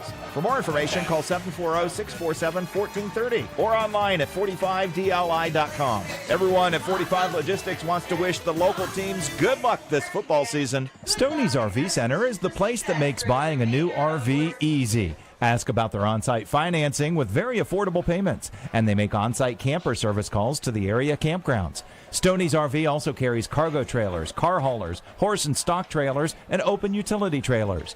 They install hitch systems and fill propane tanks too. Stoney's RV Center, the place that takes camping to the next level, and a proud sponsor of our area high school sports teams. Everyone's family at Marlene's Restaurant and Bar in Byesville. Come in and savor each bite of the best burgers in town while you watch all your favorite college and NFL games. Check out Marlene's Restaurant and Bar on Facebook for our daily specials. Good luck to all our local area teams from everyone here at Marlene's Restaurant and Bar in Byesville. Greg Motor Sales, located at 2840 South River Road in Zanesville, would like to wish all the local high school athletes good luck with their upcoming season. At Greg Motor Sales, they sell used cars starting at $39.95 and up and have financing options available. If you're looking for your next affordable and reliable car, give Greg Motor Sales a call at 740-454-7060 or visit their website, gregsmotorsales.net. Stoney's RV Center is the place that makes buying a new RV easy. Ask about their on-site financing with very affordable payments, and they make on-site camper service calls to the area campgrounds. Stoney's RV also carries cargo trailers, car haulers, horse and stock trailers, and open utility trailers. They install hitch systems and fill propane tanks too. Stoney's RV Center, the place that takes camping to the next level, and a proud sponsor of our area high school sports teams. People's Bank's vision is to be the best community bank in America. People's Bank provides local, hometown relationship-based banking with 132 full-service branches for all of your financial needs. As your community bank, People's Bank strives to make our communities a better place to live, work, and play. We would love a chance to earn your business. People's Bank, working together, building success. Member FDIC.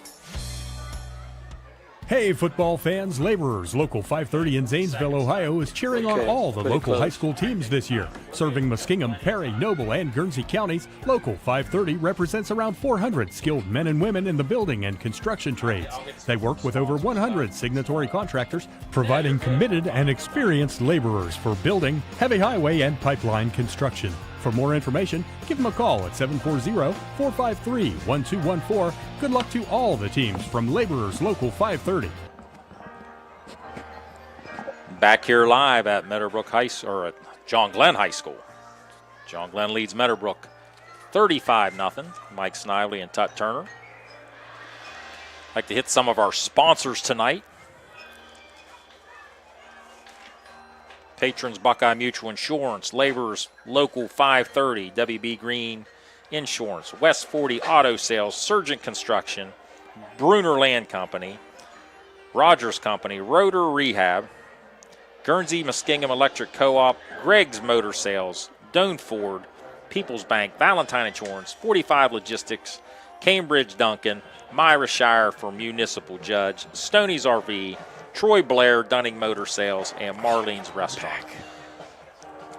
John Glenn Band now on the field. I believe I hear some Guns N' Roses, maybe? It could be November Rain. I think that's what I'm hearing from the John Glenn Band. So Tut, John Glenn leading this thing 35-0. It's been a rout, unexpected, but John Glenn's played some pretty good ball tonight, and do you have any stats that can prove that? They've had some short fields too, very short fields, which helps, manage the game a little bit. I got Meadowbrook 12 for 17 with 101 yards receiving yard, and rushing yards 46 rushing yards. The week I had them at Crooksville, they ran the ball much better than today. But you're facing a 4-1 team, but Crooksville was 3-0. Yes. For John Glenn, 90 yards rushing and 51 yards passing for no Windland. They've been short, quick passes, but you're not going to put the ball much in the air when you're running the ball as well as they are and get into short field. So overall, and the turnovers have been 4 for Meadowbrook and 1 for John Glenn, and John Glenn was about ready to score on that one turnover before they down at about the 30-yard line. So you keep your turnovers down, you keep rushing the ball. Now you're in a situation Meadowbrook has to score to stop the clock because it's going to be a running clock in the second half, and you would never thought this would have been a running clock today. Not at all. Not when you have two teams that's been playing very well. Yes. They both have been playing really good football, so it's a situation that, what do you say to your team when you go in halftime? It's tough. I mean, exactly. I mean, I've said that's a lot a young of things. team, too. I've said a lot of things. Does it work? I don't think it works all the time. No. I mean, you got to come up with creative speeches. Yes. Because their heads got to be down to going in there. Well, coach, it's up to you to get us where we need to go. Well, right. Everybody's got to pitch in to make something happen. Well, I think more than anything, I think, if you're Coach Norman and his staff, you're just let's stop them. Let's get a stop. Let's get a first down here. Let's score some points. Meadowbrook's young, and they're going to be really, really they're a good football team now, but in the next couple of years, this is a team you're going to hear from in this part of Ohio. They're going to be really good. They're going to make playoff runs in the next several years. Well, at the end of the half, I thought Meadowbrook did the right things. Quick passes, quick short passes. Yes. Get the ball to Norman, who is your best receiver, who can make plays. And I thought the quarterback made some nice passes that just were off the hands of the receivers, which could have changed the momentum of the game. And if Coach Edwards on the other side, John Glenn, he's two platooning these guys, and you can really see a big difference in the stamina on both teams right now. And right now, John Glenn's, they're the fresher team. They're the more physical team, and they're just doing everything right. And I believe John Glenn gets the ball to start the second half. Correct. Well, when you can only rush 3 and you can drop 8, you have a little more control of what the defense can do. So, and they made a couple sacks on rushing 3. So it's about the defense, how you're going to make them have to come up on the ball. So Meadowbrook's got to still got to run the ball, but you got to complete some passes. Our halftime report is from Laborers, brought to you by Laborers Local 530. Well, Todd, let's look at some other football over this weekend. Tomorrow night, big game in South Bend. Ohio State favored 3 points at Notre Dame. You're playing a real team. So what do you like there tomorrow? Well, Putting you on the spot here with a couple of these. Well, here's the thing. I'm a Michigan fan. After they fired Woody. Okay. I got a picture with Woody in Noble County. With Gary, my oldest boy. Okay. So I was in love with Ohio State because I love Woody. Woody Hayes. When you got rid of Woody and named all those buildings after him and used his money for whatever they could do, I just was a Woody Hayes fan, and I was pretty upset and still upset about that. But Ohio State gets 5-star recruits. They get the players. But you got to play Notre Dame gets 5-star players too. So should be a good one. It should be a good one where both of them are going to be very, very competitive situation. So probably going to see a lot of these guys tomorrow night that we'll be playing on Sundays. In the next several years. Speaking of Sundays, Todd, I know this is going to be hard for you to talk about, but Tennessee's coming to Cleveland to play a 1 o'clock game. The Titans going to take on the Browns. The Browns are favored by 3. Life without Nick Chubb. What's going to happen with this Cleveland Browns? You know what? Somebody's got to pick up the bootstrap. The other guy who came in, number 38, last week, he ran the ball pretty well. We pick up Hunt, and Hunt's back on the team. Nice building team, but we really didn't want him. So come on now. I'm just saying, you didn't re-sign him. Maybe it was because too much money, but somebody's got to pick it up. And Watson's got to pick it up, but I also thought the O-line's got to pick it up. Well, after watching one quarter of that game or however long Chubb was in that game, to me, Cleveland was a much, much, much better team with him on the field. And I'm not sure if Pittsburgh even comes close in that game if Chubb's on the field. So speaking of the Steelers, they go to Las Vegas. That's weird saying Las Vegas for NFL. But the Raiders, who's been they were Oakland, and then they went to Los Angeles, and then back to Oakland, now Las Vegas. But the Las Vegas is this is a Sunday night football game. Steelers again, the primetime game. They play the Raiders. The Las Vegas is a 2.5-point favorite, and that's Pittsburgh always struggles going on the road to Las Vegas and or the Raiders. But Pittsburgh is just not very good right now. Well, I think you also look at your defense can only carry you so far in NFL. You have to score points. Okay, and I didn't think. And their defense is scoring all the points. The defense is scoring all the points and getting all the accolades, what they're supposed to, because they are Steel Curtain. They are formed to Steel Curtain. So it's about how good your defense is going to be. And Kenny Pickett's got to play better. He's got to be better. And the line's got to block somebody. That always helps. The quarterback's going to get the blame no matter what, unless the line blocks, and he makes good reads. Yeah. So you still got to make good reads and, get the ball to your hands pretty quick. Of course, the guy that takes more heat up there is Matt Canada, the offensive coordinator. Holy cow. Yeah. I didn't know much about him, but they're not real happy with him. They're not happy at all. One more game, local NFL game. And this is the two teams we just talked about, Cleveland and Pittsburgh. They're 1-1 on the season. This team's 0-2, but I feel like this team might be the best team in the division, Cincinnati. They play Monday Night Football. They're at home against the Los Angeles Rams, and they're a 2.5-point favorite. And I think Burrow is going to turn this thing around, and Cincinnati started off 0-2 last year. Well, he has no choice. I didn't pay you all this money. A lot of money. I want you to show what you can do, and it's just not on him, but Chase only got one catch last week, and I don't know about Higgins got any. Yeah, and somebody got hurt, and I'm not sure who it was, which receiver it was that got hurt. So you've got to get more of your receivers involved, and so take some pressure off Burrow, and Mixon can run the ball. So I expect them to win, I don't know, by a touchdown or so, because they are a very good football team. They are, and to me, like I said, they're 0-2, but they're the scariest team. And the one thing about the AFC North, everybody hates everybody. You ever notice that? Yes. We haven't even talked about Baltimore yet. Right. But everybody hates everybody. I'll tell you what we'll do. We'll take another break here. John Glenn's leading Meadowbrook 35-0. We've got about a couple of minutes before we're going to kick off the second half. Mike Snively and Tut Turner, you are listening and watching MBL football on YRPtv and WILE. Attention all car seekers, ready to find the perfect new or used car? Look no further than Troy Blair at Dunning Motor Sales, where expert assistance awaits you. Troy Blair is a proud alum of the Meadowbrook Colts. Let him guide you to your dream ride. Troy will ensure you drive away in style with all your questions answered. So don't wait another moment. Visit Dunning Motor Sales today. Experience the difference Troy Blair can make in your car buying journey. You'll be hitting the road in your new vehicle in no time. 740-255-2334. In today's marketplace, you have many choices for insurance. WB Green Insurance, a representative of Westfield Insurance, is committed to providing you with excellent coverage for your home and auto at a fair and competitive price. Westfield has been in the neighborhood for over 150 years, providing peace of mind and quality insurance products through independent insurance professionals. Sharing knowledge, building trust is Westfield's pledge to their customers. Call WB Green Insurance today. Raider Rehab in Byesville wants to wish the Meadowbrook football team good luck as they enter the 2023 season. Raider Rehab is Byesville area's only outpatient physical therapy clinic providing quality, patient-centered, one-on-one care, accepting all insurances and no waiting list. Experience quality care today, only at Raider Rehab.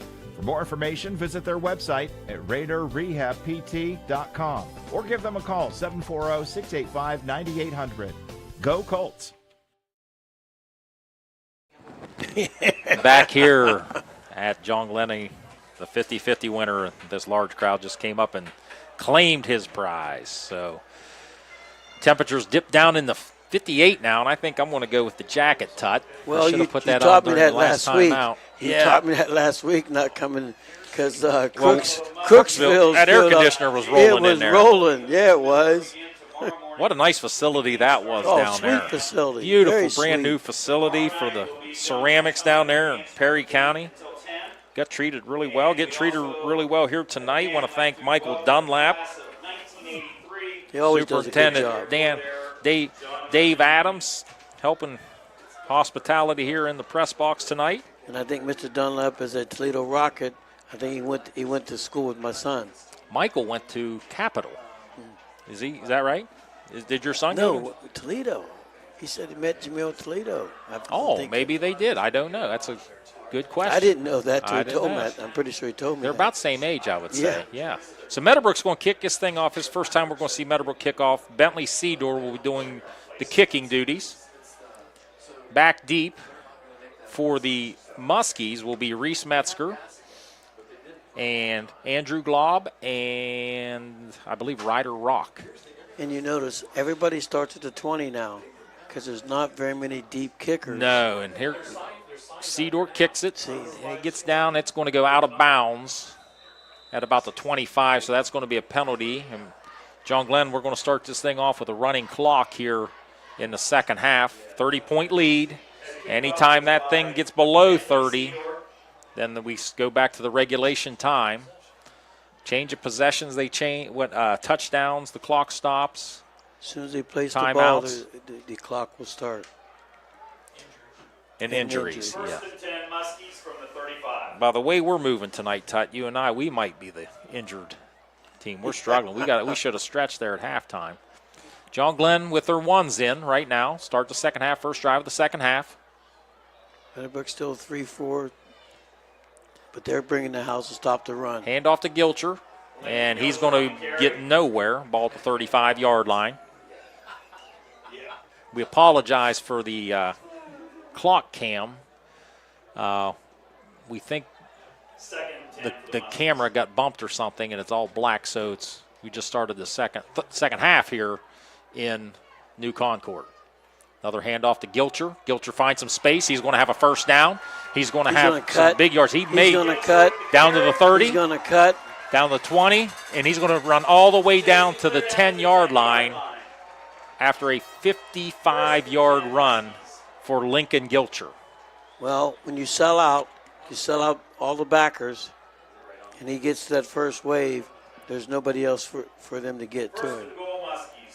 Lincoln Gilcher, just a junior, 5'8", 180. Ryder Rock will now check in at running back. And I believe 4 ball carriers have scored touchdowns tonight for the Muskies. So first and goal just inside the 10-yard line for John Glenn. Winland takes a snap, pitches it out, quick to Rock. Rock's going to get inside the 10 to about the 7. Takes it inside the 10 to about the 7. 10-15, third quarter. John Glenn leads 35-0. Brought down by Stephen Beach. Stephen Beach on the tackle for the Colts. Well, you're going to hurry up, but a slow hurry up. Yeah, you want to keep your rhythm, but you don't want to go too fast. And you do want to score. And you want to score one more. You want to score at least one more. Winland sends Hall in motion. Hand off to Rock. Rock, not much doing there up the middle. Maybe a short gain. That's going to bring up third and goal. And you just wonder, I saw Nick Lazakis, who's a good kicker, has no field goal attempts on the season, so maybe that's something else they want to practice. Colton Snyder on the tackle again for the Colts, number 20, the freshman we've talked about a lot tonight. Really good freshman, sophomore classes at Meadowbrook. Well, the thing about that, if you want him to work on his kicking, sometimes you get a block. Then that gives momentum back, so maybe you won't want to try that because of the fact that no turnovers. Winland back to throw, nobody home. Throws a crazy-looking jump pass with 2 hands, almost like the overhead basketball pass. Well, he thought he had an opening, and he said, oh, they closed it. So incomplete. Clock running. Let's see if they bring the kicking team in. It looks like they're going to try it. They're going to bring, this thing's probably going to be close to a 25, 26-yard field goal. And here's the thing, it's right down the middle. It's in the middle of the field. It's just a little bit more than 5 more yards than an extra point. So Nicholas Zakis on the field, the lefty, first attempt of the year. And it's up. And good. So Nicholas Zakis knocks in the 25-yard field goal. That's going to give the John Glenn Muskies a 38-0 lead here with 8:19 left in the third quarter. You're watching and listening to MBL football on YRPtv. Members of Guernsey Muskingum Electric Cooperative love Southeast Ohio, where the hills roll, the roads are crooked, and the trees are plentiful. Keeping the lights on in our beautiful corner of the state is a challenge Guernsey Muskingum gladly accepts and works hard to accomplish. Safety and reliable electricity at a reasonable cost are always our top priorities. It's our way of keeping the lights on for all members of Guernsey Muskingum Electric Cooperative, a Touchstone Energy cooperative. For the Colts, Braylon Lowry. Back to New Concord. Mike Snively and Tut Turner. 38-0. John Glenn leads Meadowbrook. Nick Lazakis knocks in a 25-yard field goal. Still on the right hash. Still going to kick to the right. Directional kick. So if you were a betting man, I'd switch my guys. Who's going to field this and about where's he going to catch it? Switch my guys. It's probably going to be Braylon Lowry, right? If I want somebody else to try, I'd switch a guy. Braylon's standing at the 10, and that's about where he catches it every time. So let's see if Nick Lazakis can keep the consistency. And this is a little deeper, but it goes out of bounds. It's going to go out of bounds at about the 4. Not a bad. That's not a bad spot. You don't get much run back. That's all right. That's going to give Meadowbrook the ball at the 35-yard line. This first possession is very important for the Colts. They've got to establish that we can move the ball. And that's that halftime speech you were talking about earlier, Tut. You got to start doing. It can't be a bunch of big things. You got to do something successful. Whatever has got you going successful, you got to do something successful. Both teams still with their ones in. First possession of the second half for Meadowbrook. 7:53. Like John Glenn went to a 5. They went to a 5. Hand off to Rivera. Rivera's going to be stacked up. A couple guys early there. Alex Altier. Also number 2, Christopher Wise on the tackle. He may have lost a yard. Going to bring up 2nd and 11. I tell you, Tut, when you have these running clocks, it goes fast. Well, you panic. Yeah. I mean, you got to get going quick. It's quick, and the time really goes John fast. Glenn saying, "Look, I'm at a 5 now. I've been at 3 now. I'm going to play a 5-2." Unless they're walking those backers up right, tighter. Because they figure you're going to try to run it, but is that a fumble? No. But Huey tried to get rid of the football, but Gavin Garber put him on the ground and disrupted the pass. Incomplete pass. Clock still running below 7 minutes now. 3rd and 11. You're still going to put pressure because you got to catch up. You have to throw the ball. You're not going to get a lot of running plays to score. They're not running too successfully tonight. Right. And Crooksville, they ran well. I'm not sure what they did at Riverview, but get 53, you had to run 63. 63. Yeah. You had to do something good.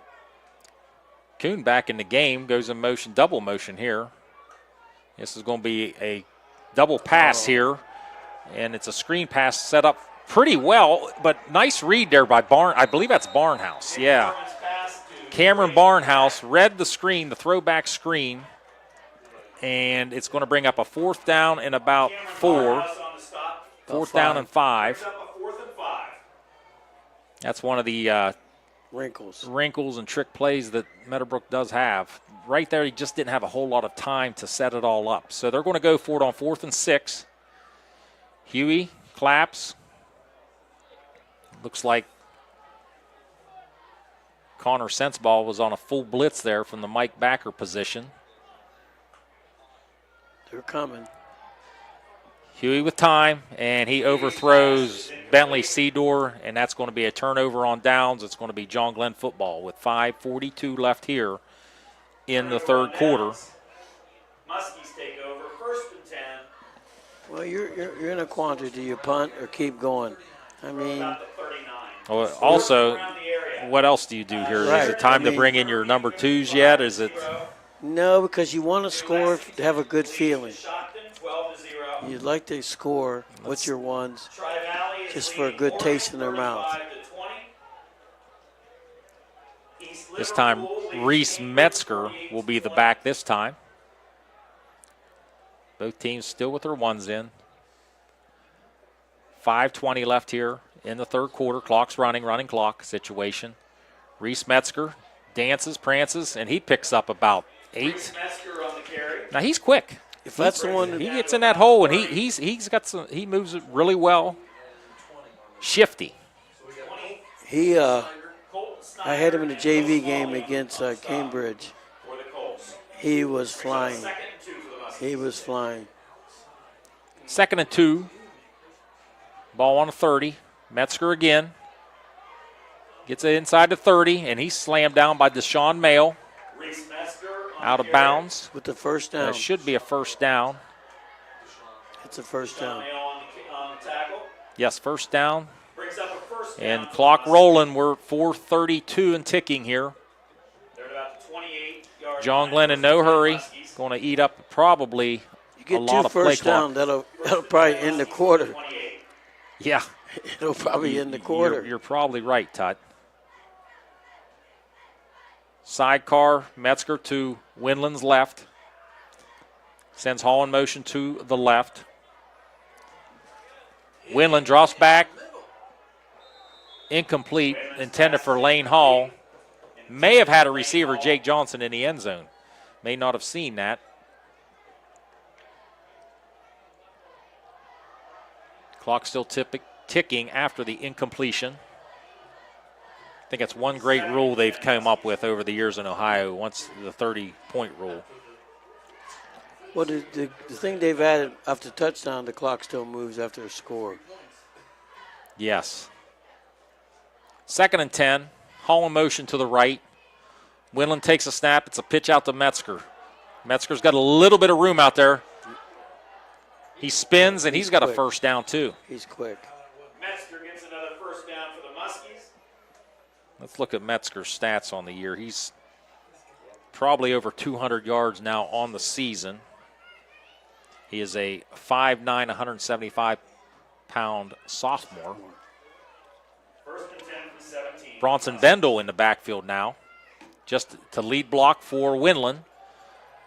Winland's dancing, and he's going to score. That's going to be a 17-yard touchdown run by Noah Winland. Similar to his first touchdown run, which was 15 yards on exactly about the same play. So Noah Winland makes this a 44-0 game in favor of John Glenn. Nikolazakis on to kick the extra point. I'm glad they got the screen up to have to go on the creek and find the ball. You used to have to go find the ball over there. Is that right? Yeah. The got screen now. helps. Saves a lot of money on footballs. Yeah. And kick is up and kick is good. So with 2:16 left here in the third quarter from New Concord, John Glenn leads Meadowbrook 45-0. You are watching and listening to MBL football on YRPtv and WILE. Looking to buy land? Do you want 5 acres or more, say up to 50 acres? Bruner Land Company off I-77 Vocational Road, Byesville has land for sale. Buy acreage in Ohio, West Virginia, Kentucky, Tennessee, Pennsylvania, and Indiana. Bruner Land Company has 500 tracts of land to choose from and creative financing for buyers. When it's land you want to buy, it's Bruner Land Company you should call. Bruner Land Company, Byesville off I-77. Give them a call at 685-3064 or go to brunerland.com. 7-6. Back to John Glenn High School. Licking Valley leads Zanesville 14. Still working. We're still working on our camera. I hear him down in the producer, Jaron Aber, down in the booth, trying to get the time camera reestablished. John Glenn leads Meadowbrook 45-0. I do want to thank Jaron Aber, our producer, Mike Mitchell on the camera. And our Mid-East student in the digital media class with Cameron Summers is Carson Rowland. Nikolazakis with maybe his best kick of the night, down to the 6 to Braylon Lowry. Lowry switches directions of the field, and he's going to be tackled by number 52, Charlie Cameron. So we're down to 1:57 in the third quarter. What's the plans this weekend, Tut? You got any games this weekend? Yeah, tomorrow I got to go to Ridgewood, JV game. Heading up to Well, Coshocton County? Well, I didn't tell you. I hit a deer last Thursday going there. I did not know that. Yeah, pretty upset about it. I would be, because they do some damage. Yeah. Huey's pass complete to Bentley Seedor across the middle for a first down. Pickup of About 11. He's up about a 1st and 10 from the 30. Huey's been throwing a good ball when he's got time. When he's got time, he can throw. 5 receivers this time. Under pressure. Bendel puts him under pressure and almost intercepted by Cameron Barnhouse. Pass was intended for Seedor. Tell you, Barnhouse is all over the field. He just makes plays. He's around the ball. He sniffs it out. Front three's doing a nice job now. Just Front getting pressure, threes. getting him Just out of the getting pocket. pressure knowing you got to get rid of it. You ain't got all day to look around. Then they'll send a backer once in a while. Braden. There's the back outside Braden Black, backer the right back. there. There's the outside. Bendel provides little pressure. screen. Screen to Braden Black.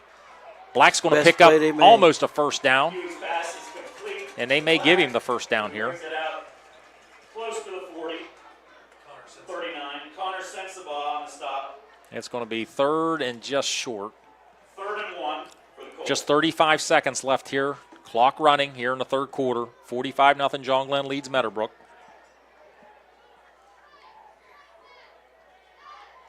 Huey takes a snap. Run pass option. The pass is not there. Now it is, and it was a throw out to Landon Kuhn, who has re-entered the game after being banged up in the first half. I apologize to Landon. I was calling him his brother's name the whole first half, Bailey, I believe, but Landon Kuhn. I'm known to do that a few times. And that's going to end the 3rd quarter here, where John Glenn leads Meadowbrook 45-0. We'll be back in 30 seconds. You are watching and listening to MVL football on YRPtv and WILE. Hey, Cambridge, your local Dunkin' is hiring. And while everybody knows that America runs on Dunkin', not everyone knows what Dunkin' runs on. We run on incredible crew members, flexible working hours, community spirit, career opportunities, affordable education opportunities, owners that work with you, and a whole lot of other perks. Want to come run with us? Text DONUTSCOLES, that's Donuts Coles, to 85000. America runs on Dunkin', and Dunkin' runs on you. Cambridge Dunkin' is locally owned and operated. People's Bank's vision is to be the best community bank in America. People's Bank provides local, hometown relationship-based banking with 132 full-service branches for all of your financial needs. As your community bank, People's Bank strives to make our communities a better place to live, work, and play. We would love a chance to earn your business. People's Bank, working together, building success. Member FDIC. For the 4th quarter, John Glenn leads 45-0, 4th and 1. John Glenn brings their second group in, second unit. And Huey under center. Might have been the first time we've seen somebody go under center this football season. Sneaks ahead for a first down. So that's going to give Meadowbrook a first down on their own 42-yard line. Quick to the line, Meadowbrook. Huey claps, takes the snap. Has time, goes deep, goes up to Seedor, and Seedor makes an acrobatic catch. And that's going to be a touchdown, a 58-yard touchdown pass from Justice Huey to Bentley Seedor. That gets the Colts on the board, 45-6, extra point pending. That was a nice throw, an even better catch. That was a nice throw by Justice Huey, but an even better catch by the freshman, Bentley Seedor. And the Colts will line up and go for 2.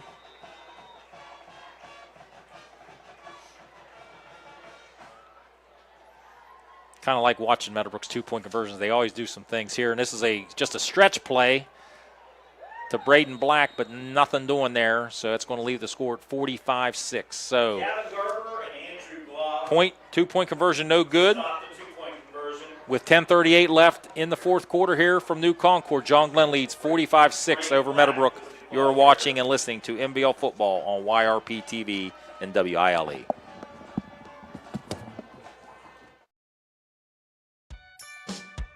People's Bank's vision is to be the best community bank in America.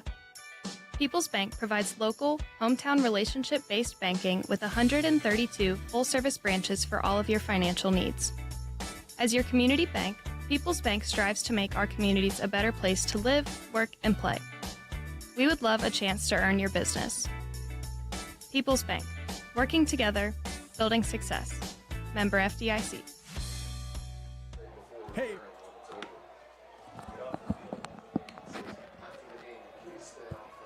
Back here in New Concord, John Glenn leads 45-6. Nice 58-yard touchdown pass from Justice Huey to Bentley Seedor. 2-point conversion, no good. Mike Snively with Tut Turner. Week 6 of the football season. Well, that makes you feel good a little bit. Yeah. You know, your lead score, but now you're out of bounds again. Seedor kicked it out of bounds. The left footer knocked it out of bounds. And I would expect John Glenn to bring in their number 2 unit for offense as they did for defense earlier.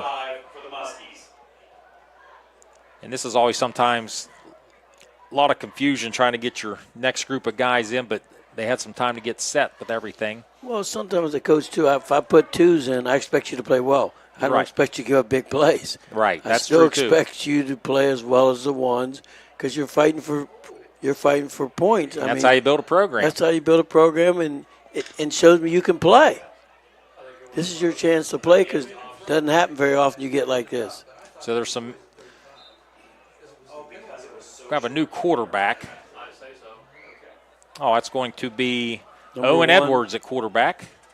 Coach Edwards' son, the 5'8", 155-pound sophomore, number 1. He's watching the play clock roll down below 10. Clock almost at 10 minutes and running here. Owen Edwards takes a snap. And we have a flag thrown in from the back judge. That was number 44, Alex Moore. He's a sophomore. His first carry of the year. Well, that's pretty good long for holding from the back judge. It's pretty far back. Yeah, that was real deep. Yeah, it's real deep. Is that what they got, Todd? Did they get a hold there? They got a holding. Penalty was on the Muskies. But the coach wanted to decline it. They marked it off. Yeah. So you're right. Here they come. Now they're pretty excited about the hold. Yeah, they're correcting the error here. You got to kill the down. Clock does still run during this whole time, though. So a loss of minutes as well as yardage. Yes. That whole process took. They didn't start the play clock yet, so they could actually. Right. You can use the whole play clock again. They could use a minute and a half here if they want on just that one play with the declining that penalty. So clock below 9 minutes now and running. Owen Edwards at quarterback now for the Muskies. Takes the snap, fake to Metzger. Nice pass out there to, try to get a number there. Cannon Fox, number 7. A junior, 5'10", 175. Jacob Burris, Nick Norman on the play there for, I think it was Nick Norman on the play for the, Jacob Burris. I was right the first time. The 8s and 6s are very hard to see. So that's going to bring up a 3rd down and 11. These are probably the groups going to play against each other tomorrow in the morning. Good point. Edwards takes a snap, keeps it himself, runs up the middle, and he picks up about 6, maybe 7, and we got a fumble on the play. But it looks like John Glenn recovered the ball. So that's going to bring up 4th and about 5 from the Meadowbrook, from the John Glenn's own 43-yard line. Clock rolling down below 7:40 now in the game. John Glenn with a 39-point lead. And John Glenn's going to let this clock continue to run.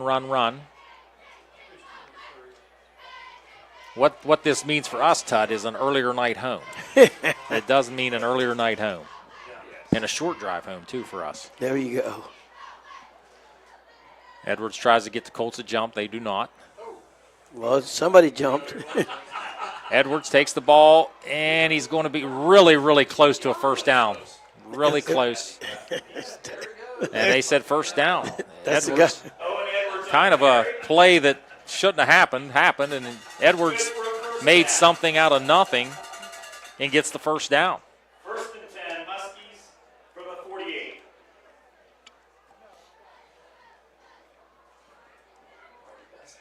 John Glenn in no hurry. They lead 45-6 with now 6:38 left in the game. Is Meadowbrook's one still in there? Meadowbrook's ones are still in, yes. Pitch out to Metzger. Not a lot of room. He dances and prances for about maybe a half yard, maybe one. Brought down by Cooper McManaway for the Colts. McManaway on the stop for the Colts, number 12. Brings up a 2nd and 9. Probably remember his brother Brady McManaway, now playing at Marietta College. Good player. Good player. Very good player.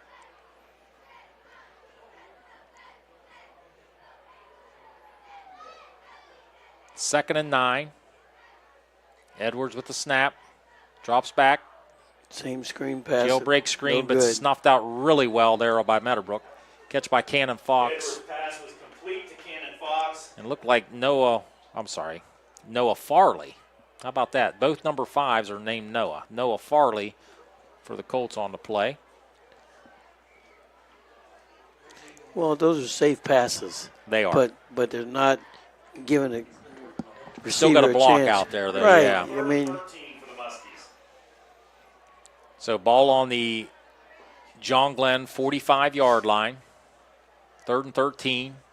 Clock at 5:10 and ticking.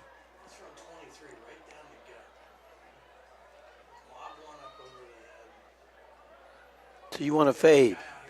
2 backs beside Edwards. Edwards fakes, keeps the ball, and he's going to be taken down for maybe no gain, maybe a loss of 1. It's going to bring up 4th down. A host of Meadowbrook Colt tacklers over there. Like Casey Clendenning maybe. No, Talon Cannon, Casey Clendenning, Zayden Yeagle. So that's going to bring up possibly a punting situation for John Glenn.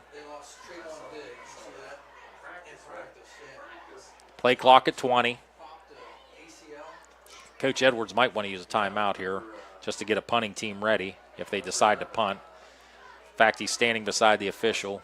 So I expect in 8 seconds a timeout to be called by John Glenn. That's the right way. That's the right thing to do. And that's what he's going to do. They're going to call a delay of game instead of use the timeout. Delay game on the Muskies. So no timeout used. But you still can do it again. Well, that's true. They can. It's still going. They can run the clock out here. This is interesting philosophy. I guess I never realized that with the running clock and the rules the way it is. Right. I wonder if Coach Edwards is just going to run it out like this.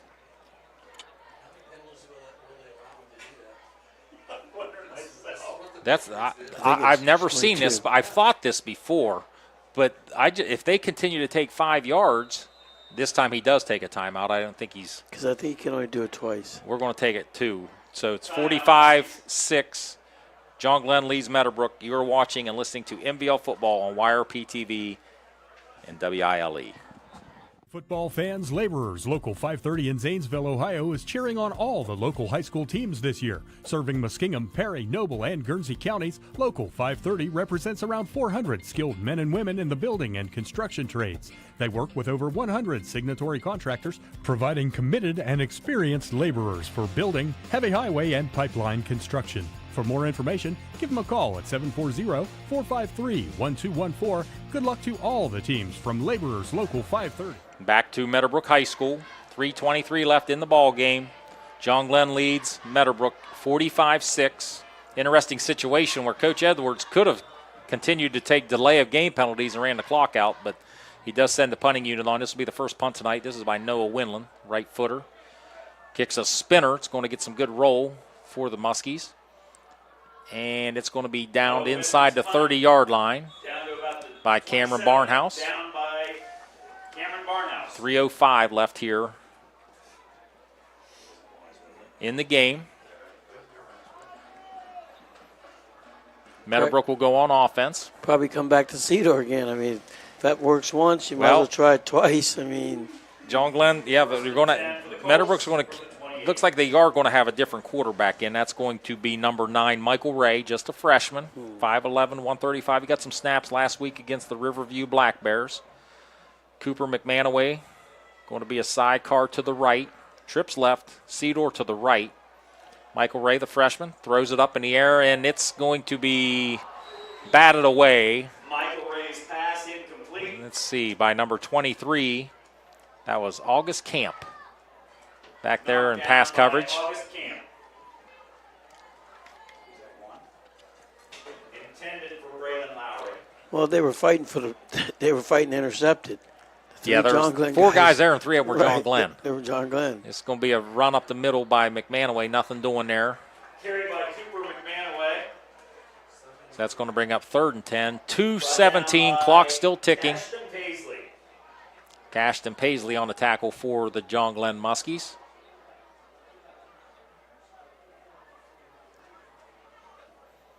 Once again, we would like to congratulate the King, the John Glenn Homecoming King, Bronson Bendel, and the Queen, Addie Burris. Congratulations to those two once again. Ray. Trouble. And he's going to be taken down quickly by Gavin Garber.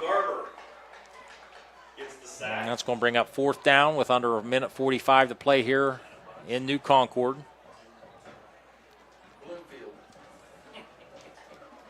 Brings up a 4th and 20 for the Colts. A long way to go here for the Colts. 4th and 20. So, I guess that direction would be Bloomfield. That's a long 4th down for the Colts. Colts may use a timeout here just to figure some things out. And they do. Coach Norman elects to use timeout. We're going to keep it here. Timeout, Meadowbrook. Talk about our sponsors here. We also have to come up, and I've already come up with our Guernsey Muskingum Electric Power lineman of the game. And they're going to go to Alex Altier from John Glenn and Talon Cannon for Meadowbrook. So once again, congratulations to Alex Altier from John Glenn and Talon Cannon from Meadowbrook. So I sent a text message to Jenny, and Jenny will be getting a hold of Alex and Talon with their award sometime this week or next week. Also, Meadowbrook will get a +1 player of the game, and they will get a free medium 1-topping pizza from +1. Also like to thank all of our sponsors: Doane Ford, People's Bank, Valentine Insurance, 45 Logistics, Cambridge Duncan, Myra Shearer from Municipal Judge, Stoney's RV, Troy Blair, Dunning Motor Sales, and Marlene's Restaurant. Colts are going to punt at Cedar in punt formation. Clock under a minute. Cedar kicks it. Cedar to punt. And this is going to be down at about the John Glenn 45-yard line. Down by Braylon Lowry. And for all intents and purposes, Tut, that should take a knee. Victory formation. Should be victory. For the Muskies.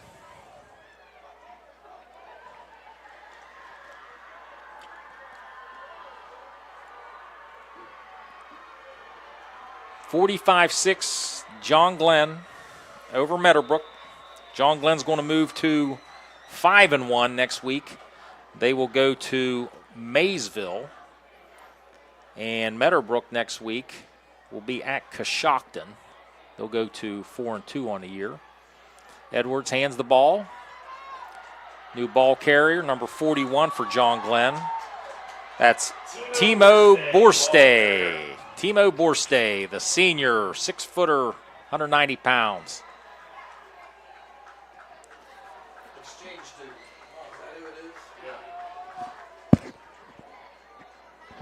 Trying to get a country on Timo.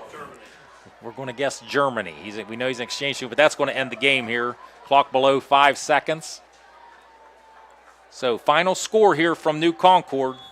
John Glenn beats Muskingum Valley rival Meadowbrook 45-6. We're going to finish our final notes here, Tut and I. And we will be back. Give us about 3 minutes. And you are watching and listening to MVL football on YRPtv and WILE. Hey, football fans, Laborers, Local 530 in Zanesville, Ohio is cheering on all the local high school. Hey, Cambridge, your local Dunkin' is hiring. And while everybody knows that America runs on Dunkin', not everyone knows what Dunkin' runs on. We run on incredible crew members, flexible working hours, community spirit, career opportunities, affordable education opportunities, owners that work with you, and a whole lot of other perks. Want to come run with us? Text DONUTSCOLES, that's Donuts Coles, to 85000. America runs on Dunkin', and Dunkin' runs on you. Cambridge Dunkin' is locally owned and operated. I was sitting in my car and it wouldn't start. I lifted the hood and the engine was falling apart. What would I do? My eyes filled with tears. Then on the radio I heard of West 40 by Pay here, where for a little money down and a little each week, I could have a car, nice, shiny, and sleek. So I walked in the door and I put the money down. Now I got a nice car that I can drive around. West 40 by Pay here will help rebuild your credit. The corner of Dewey and Route 40 in Cambridge, don't you forget it. West 40 Auto Sales, corner of Route 40 and Dewey Avenue in Cambridge, is home of the guaranteed credit approval, with most loans approved while you wait. Go to their website to fill out an online loan application, west40autosales.com. You'll also find their weekly special listed there. People's Bank's vision is to be the best community bank in America. People's Bank provides local, hometown relationship-based banking with 132 full-service branches for all of your financial needs. As your community bank, People's Bank strives to make our communities a better place to live, work, and play. We would love a chance to earn your business. People's Bank, working together, building success. Member FDIC. Hey, football fans, Laborers, Local 530 in Zanesville, Ohio is cheering on all the local high school teams this year. Serving Muskingum, Perry, Noble, and Guernsey counties, Local 530 represents around 400 skilled men and women in the building and construction trades. They work with over 100 signatory contractors, providing committed and experienced laborers for building, heavy highway, and pipeline construction. For more information, give them a call at 740-453-1214. Good luck to all the teams from Laborers Local 530. 97.7 on your FM dial. We're WILE FM, Byesville, Cambridge.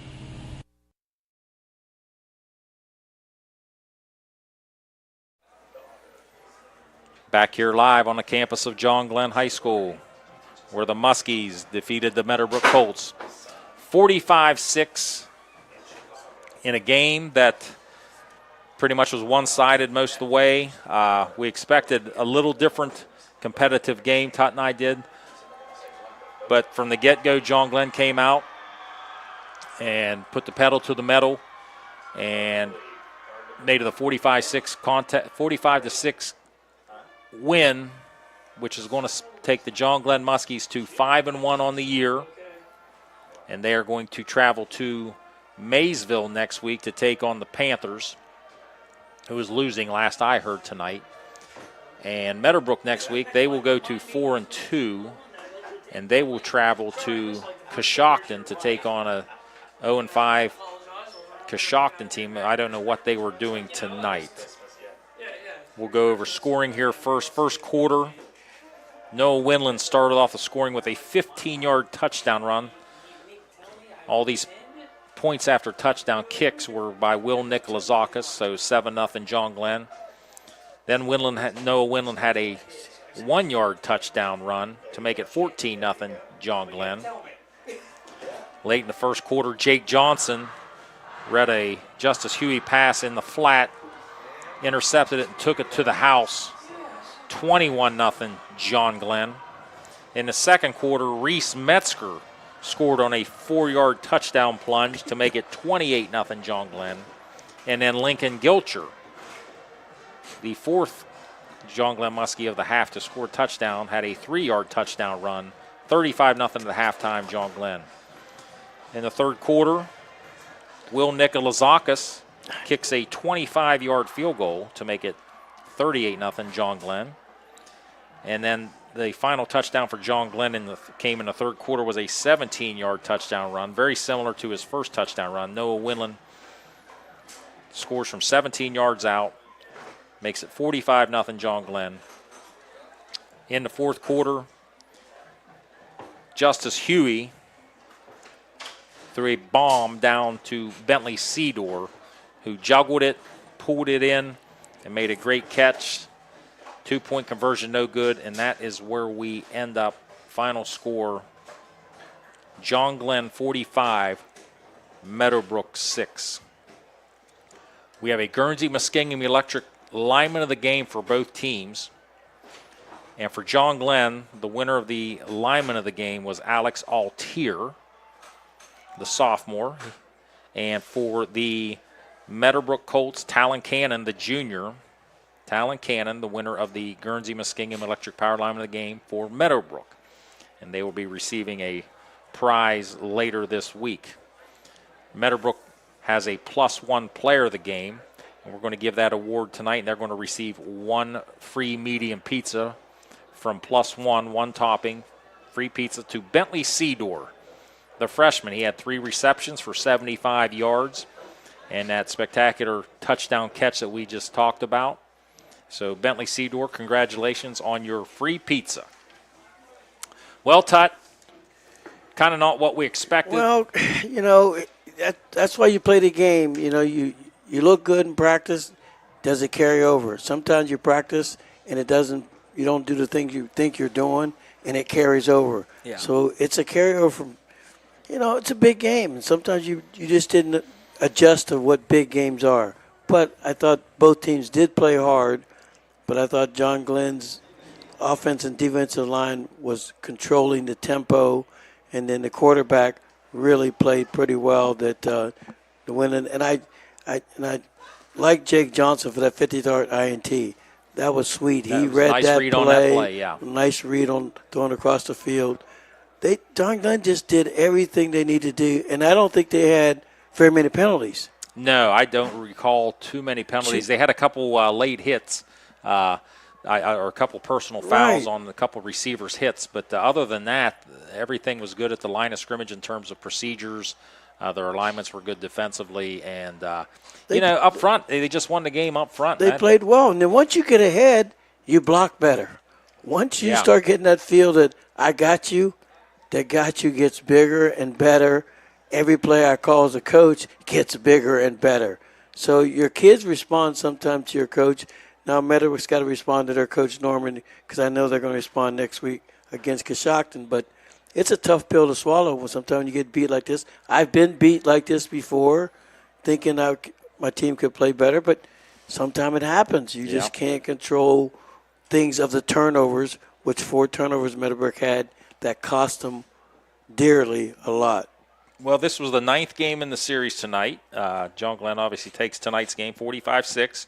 Meadowbrook still leads the series 5-4, and I fully expect both of these teams to make the postseason. John Glenn will pick up quite a few points, beating a Division V team that had 4 wins.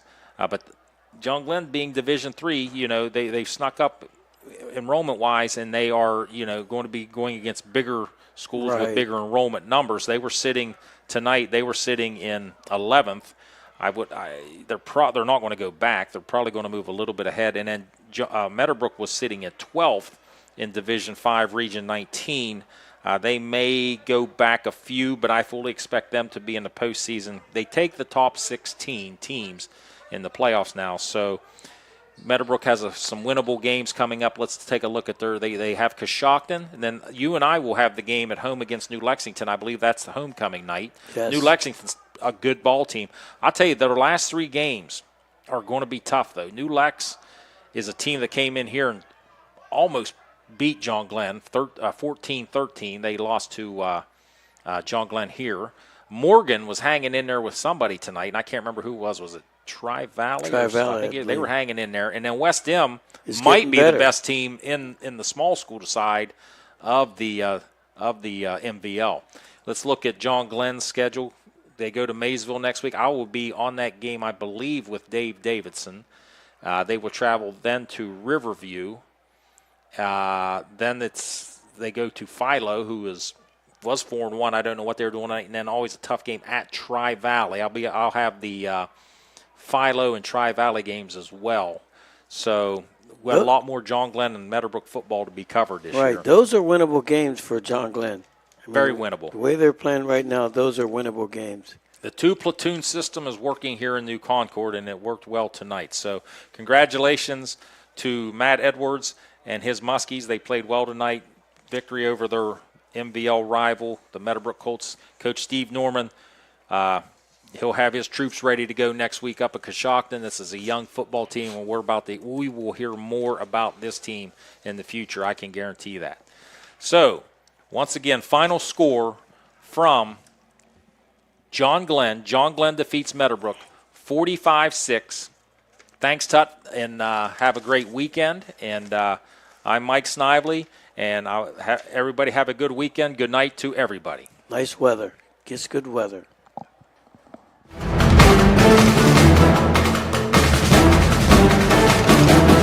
This has been a presentation of AVC Sports.